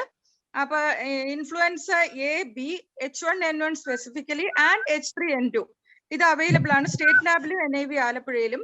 ഇപ്പോ കോഴിക്കോട് VRDL അവൈലബിൾ ആയിരുന്നു നേരത്തെ, പക്ഷെ ഇപ്പം അവർക്ക് A and B മാത്രമേ ഉള്ളൂ, സബ് ടൈപ്പിംഗ് ഇല്ല. അപ്പോ എനിക്ക് തോന്നുന്നു നോർത്തേൺ സൈഡിൽ നിന്ന് NIV ആലപ്പുഴയ്ക്കും സദേൺ സൈഡിലേക്കുള്ളത് സ്റ്റേറ്റ് PH ലാബിലേക്കും അയക്കുന്നതായിരിക്കും നല്ലത്. BTM സാധാരണ പോലെ NB സ്വാബ് എടുത്ത് അയക്കുക. ഇപ്പൊ നമുക്ക് ട്രിവാൻഡ്രത്ത് നിന്ന് ഇന്നലെ ആഫ്റ്റർനൂൺ കിട്ടിയ സാമ്പിൾസ് ആണ് ഇന്ന് ആഫ്റ്റർനൂൺ റിപ്പോർട്ട് ചെയ്തിരിക്കുന്നത്. മാഡം ഫ്യൂ ക്വസ്റ്റ്യൻസ് കൂടി എനിക്ക് തോന്നുന്നു അവര് ചാറ്റ് ബോക്സിൽ ഇട്ടിട്ടുണ്ട്. ഞാൻ നമ്മുടെ റിലവന്റ് ആയിട്ടുള്ള 1-2 ആൻസർ ചെയ്യാം. Pregnancy irrespective of category you have to give oseltamivir. അപ്പൊ പ്രഗ്നൻസിയിൽ എന്ന് പറഞ്ഞാൽ നമ്മൾ എംപിരിക്കലി എല്ലാ ജലദോഷമായിട്ട് വരുന്ന പ്രഗ്നന്റ് പേഷ്യൻസിന് കൊടുക്കണം എന്നല്ല ഉദ്ദേശിച്ചിട്ടുള്ളത്. അപ്പൊ അവരിൽ സസ്പെക്ട് ചെയ്ത് if tested positive always they should be treated. അതാണ്. അതല്ലാതെ എല്ലാ ജലദോഷത്തിനും കൊടുക്കുക എന്നുള്ളത് ഡിഫിക്കൽട്ട് ആണ്. ഇപ്പൊ നമുക്കൊരു ഹൗസ് ഹോൾഡ് കോണ്ടാക്ട് ഒരു പ്രൂവൻ പോസിറ്റീവ് ആയിട്ട് ഒരാൾ ഉണ്ടെങ്കിൽ ഓൾവേസ് സിംറ്റംസ് വന്നു കഴിഞ്ഞാൽ അവരെ ട്രീറ്റ് ചെയ്യാവുന്നതാണ്. Prophylaxis and vaccine please repeat എന്ന് പറഞ്ഞിട്ടുണ്ട്. അപ്പൊ പ്രൊഫിലാക്സിസ് ഞാൻ ഓൾറെഡി പറഞ്ഞു. ഹലോ സാർ, ഞാൻ ഡോക്ടർ ദിവാകർ CST കുമ്പള കാസർഗോഡ് നിന്നാണ്. അപ്പൊ അർലിയർ ഗൈഡ് ലൈൻസ് അങ്ങനെ ആയിരുന്നല്ലോ, pregnancy irrespective of category you have to give കൊടുക്കണം.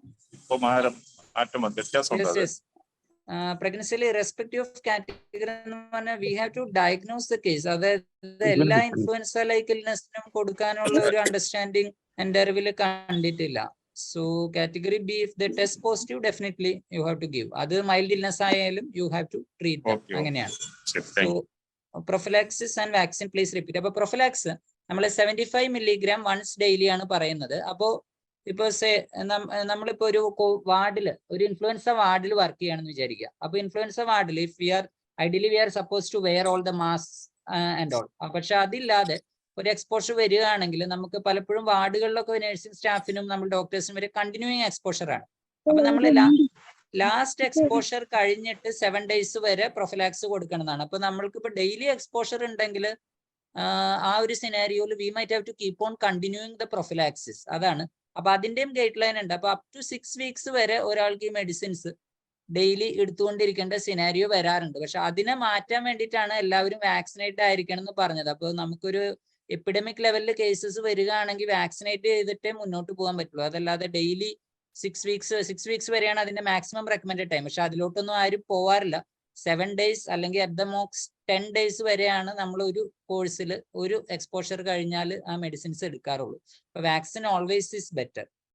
Any problem in using racecadotril for controlling diarrhoea associated with influenza. അതിനെ കുറിച്ച് ലിറ്ററേച്ചർ ഒന്നും അവൈലബിൾ അല്ല ഈ ഒരു പർട്ടിക്കുലർ ടോപ്പിക്കിൽ. അപ്പോൾ racecadotril may be case to case ബേസിസിൽ കൺവീനിയൻസ് അനുസരിച്ച് കൊടുക്കുക എന്നുള്ളതേ പറ്റുള്ളൂ. അതല്ലാതെ ഇൻഫ്ലുവൻസയിൽ there is no specific role. Oseltamivir syrup cost ആയിട്ട് അറിയില്ല.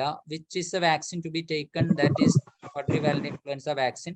Vaccine side effects are very minimal. Even മറ്റു വാക്സിൻസിന് വരുന്ന നമ്മൾ ഹെപ്പറ്റൈറ്റിസ് വാക്സിൻ ഒക്കെ വരുന്ന അത്ര പെയിൻ പോലും ഇൻഫ്ലുവൻസ വാക്സിന് യൂഷ്വലി കാണാറില്ല. It is a mild vaccine. Intranasal vaccine നമുക്ക് ഇപ്പൊ അവൈലബിൾ അല്ല. Schedule of vaccination once more. Schedule of vaccination അഡൽട്സിന് സിംഗിൾ ഡോസ് ആണ്. ഒരു വർഷത്തിൽ ഒരെണ്ണം. നമ്മൾ ഫ്ലൂ ഷോട്ട് എന്നാണ് അതിന്റെ പേര്. വർഷത്തിൽ ഒരു ഫ്ലൂ ഷോട്ട് എടുക്കുക എന്നുള്ളതാണ് ഇൻഫ്ലുവൻസ പ്രൊട്ടക്ഷന് വേണ്ടിയിട്ട് ഉപയോഗിക്കുക.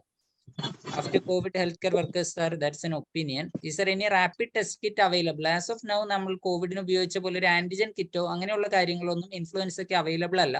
റാപ്പിഡ് ഡയഗ്നോസ്റ്റിക്സിന് ഒരുപക്ഷെ നമുക്ക് ഈ ബ്രോങ്കോ ആൽവിയോളോ ലവാഷ് ഒക്കെ ചെയ്തു കഴിഞ്ഞാൽ അത് പല പ്രൈവറ്റ് ഹോസ്പിറ്റലും ബയോഫയർ കിറ്റ് എന്നൊക്കെ ബയോഫയർ ടെസ്റ്റിംഗ് എന്നൊക്കെയുള്ള ടെസ്റ്റിംഗ് മെത്തേഡ് അവൈലബിൾ ആണ്. അപ്പൊ അതിൽ വിത്തിൻ 30 minutes ഒക്കെ നമുക്ക് റിസൾട്ട് കിട്ടാനുള്ള പോസിബിലിറ്റി ഉണ്ട്. അതാണ് റാപ്പിഡ് ടെസ്റ്റിംഗ് അവൈലബിൾ ആയിട്ടുള്ളൂ. അതല്ലാതെ ആന്റിജൻ ടെസ്റ്റ് ഒന്നും ആസ് ഓഫ് നൗ അവൈലബിൾ അല്ല. Can we give vaccine to children at our hospital if they buy from outside? That is a policy decision. അറിയില്ല. Oseltamivir resistance expect ചെയ്യണോ? Like antibiotic resistance. Actually അതിനുള്ള ഒരു possibility as of now കുറവാണ്. Because we have been using Oseltamivir for almost 15 years. അപ്പോ അതിന് അത്രയ്ക്ക് ഒരു resistance capability കുറവാണ്. Because the virus itself is keeping on mutating. അതായത് നമ്മൾ ഈ ആന്റിജനിക് ഡ്രിഫ്റ്റ് അല്ലെങ്കിൽ ആന്റിജനിക് ഷിഫ്റ്റ് എന്നൊക്കെയുള്ള ടെർമിനോളജീസ് യൂസ് ചെയ്യുന്നുണ്ട്. അതിൽ ഈ റെസിസ്റ്റൻസ് അക്വിസിഷൻ എന്നുള്ളൊരു പോസിബിലിറ്റി അല്പം കുറവായിട്ടാണ് പറയുന്നത്. But in future you never know. Vaccine capable of preventing swine flu, avian flu. അല്ല, avian flu, swine flu, the species are different. നമ്മുടെ ഞാൻ നേരത്തെ കാണിച്ച പോലെ വാക്സിനിലുള്ളത് H1N1, H3N2 എന്നുള്ള സ്പീഷീസുകളാണ്. ഇതിനെ മാത്രമേ പ്രൊട്ടക്ട് ചെയ്യൂ. H5N1 അല്ലെങ്കിൽ H7N9 മുതലായ ഏവിയൻ ഫ്ലൂ സാധനങ്ങൾക്ക് ഈ വാക്സിൻ പ്രൊട്ടക്ഷൻ ഇല്ല. Oseltamivir dose in dialysis patient, the dosing is actually different. I am of hand ആയിട്ട് അത് പറയാൻ എനിക്ക് ഓർമ്മ വരുന്നില്ല. പക്ഷെ the dosage has to be reduced, maybe something like 30 mg as far as I remember. Complete blood count il any changes undo ennoru question ചോദിച്ചിട്ടുണ്ട്. Complete blood count, there is no specific picture that is associated with influenza. എങ്കിലും പലപ്പോഴും പല കേസസിൽ നമ്മളൊരു ലൂക്കോപിനിയ like picture കാണാറുണ്ട്. Complete blood count. All pregnant women with ILI should be tested and treatment. So ഒരു epidemic സിറ്റുവേഷനിൽ പോവുകയാണെങ്കിൽ we might have to test them. Cases ഒരുപാട് കൂടി വരുന്ന ഒരു എൻവയോൺമെന്റിൽ, അല്ലാതെ എല്ലാവരെയും ടെസ്റ്റ് ചെയ്യാനുള്ള റെക്കമെൻഡേഷൻ വന്നിട്ടില്ല. Respective of diagnose same question തന്നെയാണ്. അപ്പോൾ നമ്മൾ ഇൻഫ്ലുവൻസ സ്ട്രോങ്ലി സസ്പെക്ട് ചെയ്യുന്നത്, അപ്പൊ നേരത്തെ ഞാൻ പറഞ്ഞു കോൾഡും ഫ്ലൂവും തമ്മിലുള്ള ഒരു ഡിഫറൻസിയേഷൻ ഒക്കെ വന്ന് if you are getting more and more cases, ഇപ്പൊ നമുക്ക് കോവിഡിലൊക്കെ വന്ന ഒരു സിനാരിയോ, അതായത് കേസസ് കൂടുമ്പോൾ ജലദോഷമായിട്ട് വരുന്നവരെല്ലാവർക്കും അല്ലെങ്കിൽ ചുമയായിട്ട് വരുന്ന ഒട്ടുമിക്കവാറും എല്ലാവർക്കും കോവിഡ് ആവുന്ന ഒരു സിനാരിയോ വരാറുണ്ട്. അതുപോലെ ഒരു സിനാരിയോയിലോട്ട് നമ്മൾ പോവുകയാണെങ്കിൽ all of them always it is better to take oseltamivir. അല്ലാത്ത സിറ്റുവേഷനിൽ എല്ലാ ജലദോഷത്തിനും അല്ലെങ്കിൽ ചുമയ്ക്കും കൊടുക്കണ്ട. വാക്സിനേഷൻ പ്രഗ്നൻസി ഡെഫിനറ്റ്ലി അവർ വാക്സിനേറ്റ് എടുക്കണം, അറ്റ് ദ ഏർലിയസ്റ്റ് തന്നെ എടുക്കണം എന്നുള്ളതാണ്. പ്രഗ്നൻസിയിൽ വാക്സിൻ എടുക്കണം എന്ന് തന്നെയാണ് recommendation. There is no contraindication for vaccination in pregnancy. Booster dose for children, I think Dr. Pavan can take up that question. Oseltamivir, should it be given to dengue bar viral like picture in blood reports? ഇല്ല അങ്ങനെയുള്ള കേസസിന് കൊടുക്കണ്ട. നമ്മൾ category B അല്ലെങ്കിൽ സിയിൽ high suspicion ഉള്ള കേസസിന് മാത്രമാണ് Oseltamivir recommend ഉള്ളൂ.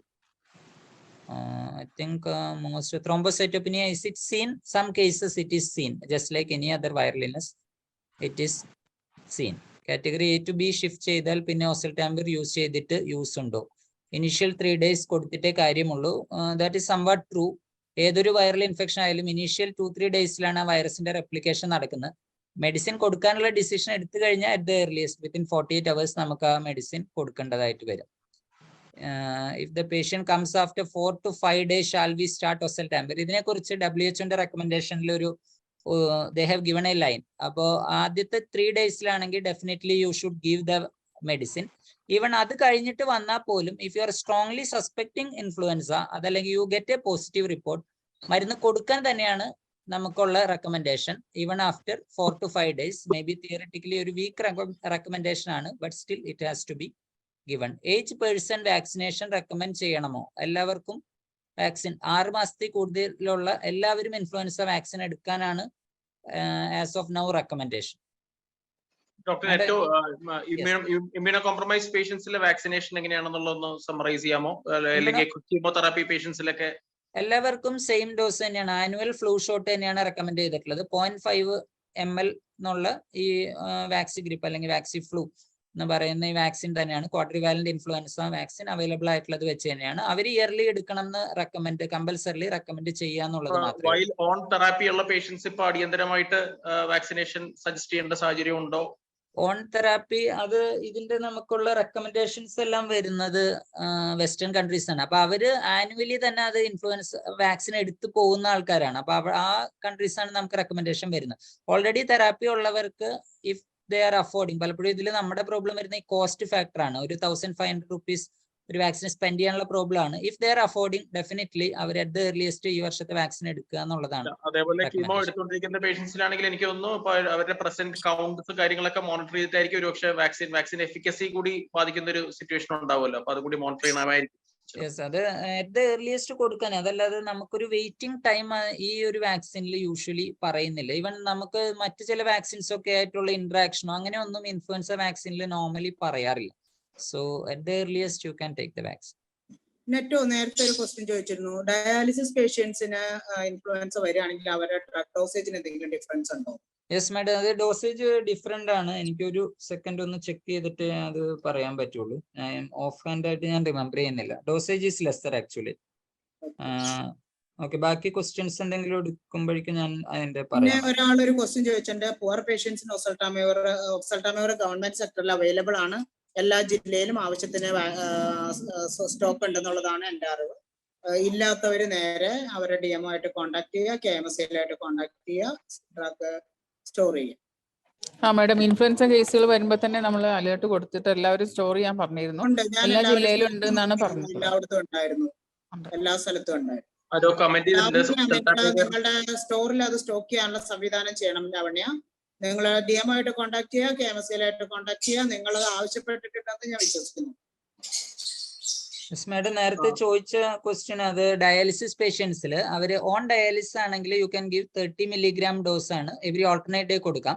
കുറച്ചുകൂടി കണ്ടിന്യൂസ് കിഡ്നി ഡിസീസിലാണ്, ക്രോണിക് കിഡ്നി ഡിസീസിലാണ് 10 to 30 ആണ് ക്രിയാറ്റിൻ ക്ലിയറൻസ് എങ്കിൽ 30 milligram ഡെയിലി. അപ്പൊ നമുക്കൊരു to be safe side 30 milligram daily എന്നുള്ള ഡോസിലാണ് യൂഷ്വലി കൊടുക്കുക. ക്രിയാറ്റിൻ ക്ലിയറൻസ് മോർ ദാൻ 60 ഉള്ളവർക്ക് നോർമൽ ഡോസേജ് ആണ്. 30 to 60 ആണെങ്കിൽ 75 milligram initial dose followed by 30 milligram daily. അപ്പൊ 30 milligram ആണ് നമ്മൾ ഡയാലിസിസ് പേഷ്യന്റിനൊക്കെ യൂസ് ചെയ്യേണ്ട ഡോസ്. ഒരു ഓസൽട്ടാമൈബർ സിറപ്പിന്റെ കോസ്റ്റ് ചോദിച്ചിട്ടുണ്ടായിരുന്നു. അപ്രോക്സിമേറ്റ്ലി 500 റുപ്പീസിന് അടുത്ത് വരും. ശരിയാണ്, അത് അഫോർഡബിൾ ആയിരിക്കണമെന്നില്ല. പക്ഷെ അതിന് പകരം നമ്മൾ സാധാരണ ഡിപ്പാർട്ട്മെന്റിൽ യൂസ് ചെയ്യുന്നത് ക്യാപ്സ്യൂൾ തന്നെയാണ്. അത് 5 ml 10 ml ഡൈല്യൂട്ട് ചെയ്തിട്ട് വേണ്ട ഡോസേജ് കൊടുക്കുകയാണ് സാധാരണ രീതിയിൽ ചെയ്യുന്നത്. സിറപ്പ് എല്ലാവർക്കും നമ്മൾ അങ്ങനെ അഡ്വൈസ് ചെയ്യാറില്ല, കിട്ടാനും ബുദ്ധിമുട്ടുണ്ട്. ക്യാപ്സ്യൂളിനെ പറ്റി ഒരു പോയിന്റ് ആഡ് ചെയ്യാനുള്ളത്, ഇതിനെക്കുറിച്ച് CDC WHO ഒക്കെ റെക്കമെൻഡേഷൻസ് ഉണ്ട്. അപ്പൊ അവർ പറയുന്നത് മേ ബി ഇനി ചോക്ലേറ്റ് സിറപ്പ് അല്ലെങ്കിൽ ഹണി അങ്ങനെയുള്ള സാധനങ്ങൾ നമുക്ക് ഷുഗർ സിറപ്പിലൊക്കെ കൊടുക്കാന്നാണ്. കാരണം ടേസ്റ്റ് പലപ്പോഴും കുട്ടികൾക്ക് പാലറ്റബിൾ ആയിരിക്കില്ല. അപ്പൊ അങ്ങനെ എന്തെങ്കിലും ഒരു സിറപ്പ് ഉണ്ടെങ്കിലും നമുക്ക് ഇതിന്റെ ടേസ്റ്റിനെ കവർ ചെയ്യുന്ന രീതിയിലുള്ള എന്തെങ്കിലും വെച്ച് കൊടുക്കാം. തിക്കായിട്ടുള്ള ഒരു ഷുഗർ സിറപ്പിലൊക്കെ കൊടുക്കാം എന്ന് തന്നെയാണ് പറയുന്നത്. പീഡിയാട്രിക് ഏജ് ഗ്രൂപ്പിൽ വാക്സിൻ എടുക്കാൻ എന്തെങ്കിലും കോൺട്രാഇൻഡിക്കേഷൻസ് ഉണ്ടോ? കോൺട്രാഇൻഡിക്കേഷൻ അങ്ങനെ മേജർ കോൺട്രാഇൻഡിക്കേഷൻ ഒന്നും ഇല്ല. പക്ഷേ എഗ് അലർജി ഉള്ള കുട്ടികളുടെ കോൺട്രാഇൻഡിക്കേഷൻ പറയുന്നുണ്ട്. അതും സിവിയർ എഗ് അലർജി ഉള്ള കുട്ടികളെ പറയുന്നുള്ളൂ. മൈൽഡ് എഗ് അലർജി ഉള്ളതാണെങ്കിൽ നമ്മൾ എടുത്തിട്ട് ഒരു 30 minutes ഒബ്സർവേഷൻ കഴിഞ്ഞിട്ട് വിടാം എന്ന് പറഞ്ഞിട്ടുണ്ട്. പിന്നെ അല്ലെങ്കിൽ വെരി റെയർ ആയിട്ട് ഗിലിയൻ ബാരി സിൻഡ്രോം അല്ലെങ്കിൽ അതുപോലുള്ള കണ്ടീഷൻസ് ഉള്ള ഉണ്ടായിട്ടുള്ള കുട്ടികളിലാണെങ്കിലും കോൺട്രാഇൻഡിക്കേഷൻ പറയുന്നുണ്ട്. Otherwise no other major contraindications. വലിയ ഇഷ്യൂസ് ഇല്ലാതെ വാക്സിൻ എടുക്കാൻ പറ്റും. കമ്പാരിറ്റീവ്ലി സേഫർ ആയിട്ടുള്ള വാക്സിൻ ആണ്. 0.5 ml ആണ് വാക്സിന്റെ ഡോസ്. പീഡിയാട്രിക് ഏജ് ഗ്രൂപ്പില് 0.5 ml 4 weeks അപ്പാർട്ട് 2 ഡോസ് ആണ് എടുക്കേണ്ടത്. Quadrivalent vaccine. ഇത് എനിക്ക് തോന്നുന്നു ഡ്രഗ്സ് സ്റ്റാർട്ട് ചെയ്ത് കഴിഞ്ഞിട്ട് 1-2 ദിവസം കഴിഞ്ഞിട്ട് സിംറ്റംസ് മാറിക്കഴിഞ്ഞ് കഴിഞ്ഞാൽ അത് കണ്ടിന്യൂ ചെയ്യണമെന്നാണെന്ന് തോന്നുന്നുണ്ട് ഒരു ക്വസ്റ്റ്യൻ. ഓക്കെ, ആക്ച്വലി അതിനെ പറ്റി ഒരു ലിറ്ററേച്ചർ അവൈലബിൾ അല്ല. ഇംപ്രൂവ് ചെയ്താൽ സ്റ്റോപ്പ് ചെയ്യാനുള്ള റെക്കമെൻഡേഷൻ ഇല്ല. Better to continue for 5 days എന്നാണ് റെക്കമെൻഡേഷൻ ഉള്ളത്. Timing of vaccination in suspected cases എന്ന് പറഞ്ഞൊരു ക്വസ്റ്റ്യൻ ചോദിച്ചിട്ടുണ്ട്. പക്ഷെ അസുഖം പോസിറ്റീവ് ആണെങ്കിൽ there is no point in immediately vaccinating. Positive ആണെങ്കിൽ അവർ ഓസൽട്ടാമിവർ എടുക്കുക, ക്യൂർ ആയി കഴിഞ്ഞ ശേഷം വാക്സിൻ എടുക്കുക എന്നുള്ളതാണ് ചെയ്യാൻ പറ്റുള്ളൂ. അസുഖമായി കഴിഞ്ഞാൽ because immunity takes at least 2 to 3 weeks to develop. അപ്പൊ അതുകൊണ്ട് you have to get vaccinated earlier. Symptom തുടങ്ങിയിട്ട് ഓസൽട്ടാമിവർ തന്നെയാണ് കൊടുക്കേണ്ടത്. പവനാണ് ക്വസ്റ്റ്യൻ. മറ്റുള്ള വാക്സിന്റെ കൂടെ കമ്പൈൻ ചെയ്യാമോ? മാഡം സേഫ് ആയിട്ട് എടുക്കാൻ കുഴപ്പമില്ല. വേറെ ക്രോസ് റിയാക്ഷൻ കാര്യങ്ങളൊന്നും വരാത്തതാണ്. സേഫ് ആയിട്ടുള്ള വാക്സിൻ ആണ്. പീഡിയാട്രിക് ഡോസ് ആരോ ചോദിച്ചിട്ടുണ്ട്. അതൊരു ചാർട്ട് പോലെയാണ്. വെയിറ്റ് ബാൻഡ് അനുസരിച്ചാണ്. ഗൂഗിളിൽ സെർച്ച് ചെയ്താൽ ഓസൽട്ടാമിവർ ഡോസ് കിട്ടിക്കഴിഞ്ഞാൽ ആ ഒരു ചാർട്ട് ഫുൾ ആയിട്ട് കിട്ടും. അത് നോക്കിയാണ് നമ്മൾ പ്രിസ്ക്രൈബ് ചെയ്യാറ് വെയിറ്റ് അനുസരിച്ചിട്ട്. ലെസ് ദാൻ 1 year ആയിട്ടുള്ള കുട്ടികളിൽ ഒരു കാര്യം ശ്രദ്ധിച്ചാൽ മതി. നമ്മൾ 3 mg/kg per ഡോസ് വെച്ചിട്ടാണ് നമ്മൾ പ്രിസ്ക്രൈബ് ചെയ്യാറ്. മുകളിലുള്ള കുട്ടികൾക്ക് വെയിറ്റ് അനുസരിച്ചിട്ടാണ് നമ്മൾ കൊടുക്കുന്നത്. എഫിക്കസി ഓഫ് വാക്സിനേഷൻ പറ്റി ഒരു ക്വസ്റ്റ്യൻ വന്നിട്ടുണ്ട്. എഫിക്കസി ഓഫ് വാക്സിനേഷൻ ആക്ച്വലി ക്ലാസ്സിൽ ഉണ്ടായിരുന്നു. 60 to 70% വരുന്നുള്ളൂ. 100% പ്രൊട്ടക്ഷൻ ഇല്ലാത്ത വാക്സിൻ ആണ്. കാരണം മറ്റ് സ്ട്രെയിൻസും വരാം. വി ആർ നോട്ട് ഷുവർ ഏത് സ്ട്രെയിനാ വരുന്നതെന്നുള്ളത്. When can we take influenza vaccine after COVID infection? Again, അതും ഒരു കോൺട്രാഇൻഡിക്കേഷൻ ഒന്നും അല്ല. കോവിഡ് ഇൻഫെക്ഷൻ കഴിഞ്ഞാൽ you can as early as possible you can take the vaccine. Time gap ഒന്നും നമുക്ക് പറയുന്നില്ല. Will it be possible to wait till result comes in case of pregnant woman as the disease may worsen? ഇത് കുറച്ചൊരു tacky question ആണ്. Because madam ഇപ്പൊ Sunija madam അതിന്റെ answer പറഞ്ഞു. ഇന്നലെ വന്ന ടെസ്റ്റിന്റെ റിസൾട്ട് നാളെ കാലത്ത് അവർക്ക് കിട്ടും. ഓക്കെ, അറ്റ് ദ ഏർലിയസ്റ്റ് ആണെങ്കിൽ ദേ ക്യാൻ വെയിറ്റ്. അതാണ് WHO റെക്കമെൻഡേഷൻ. അത് തന്നെയാണ് 24 hours യു ക്യാൻ വെയിറ്റ് എന്നാണ് പറയുന്നത്.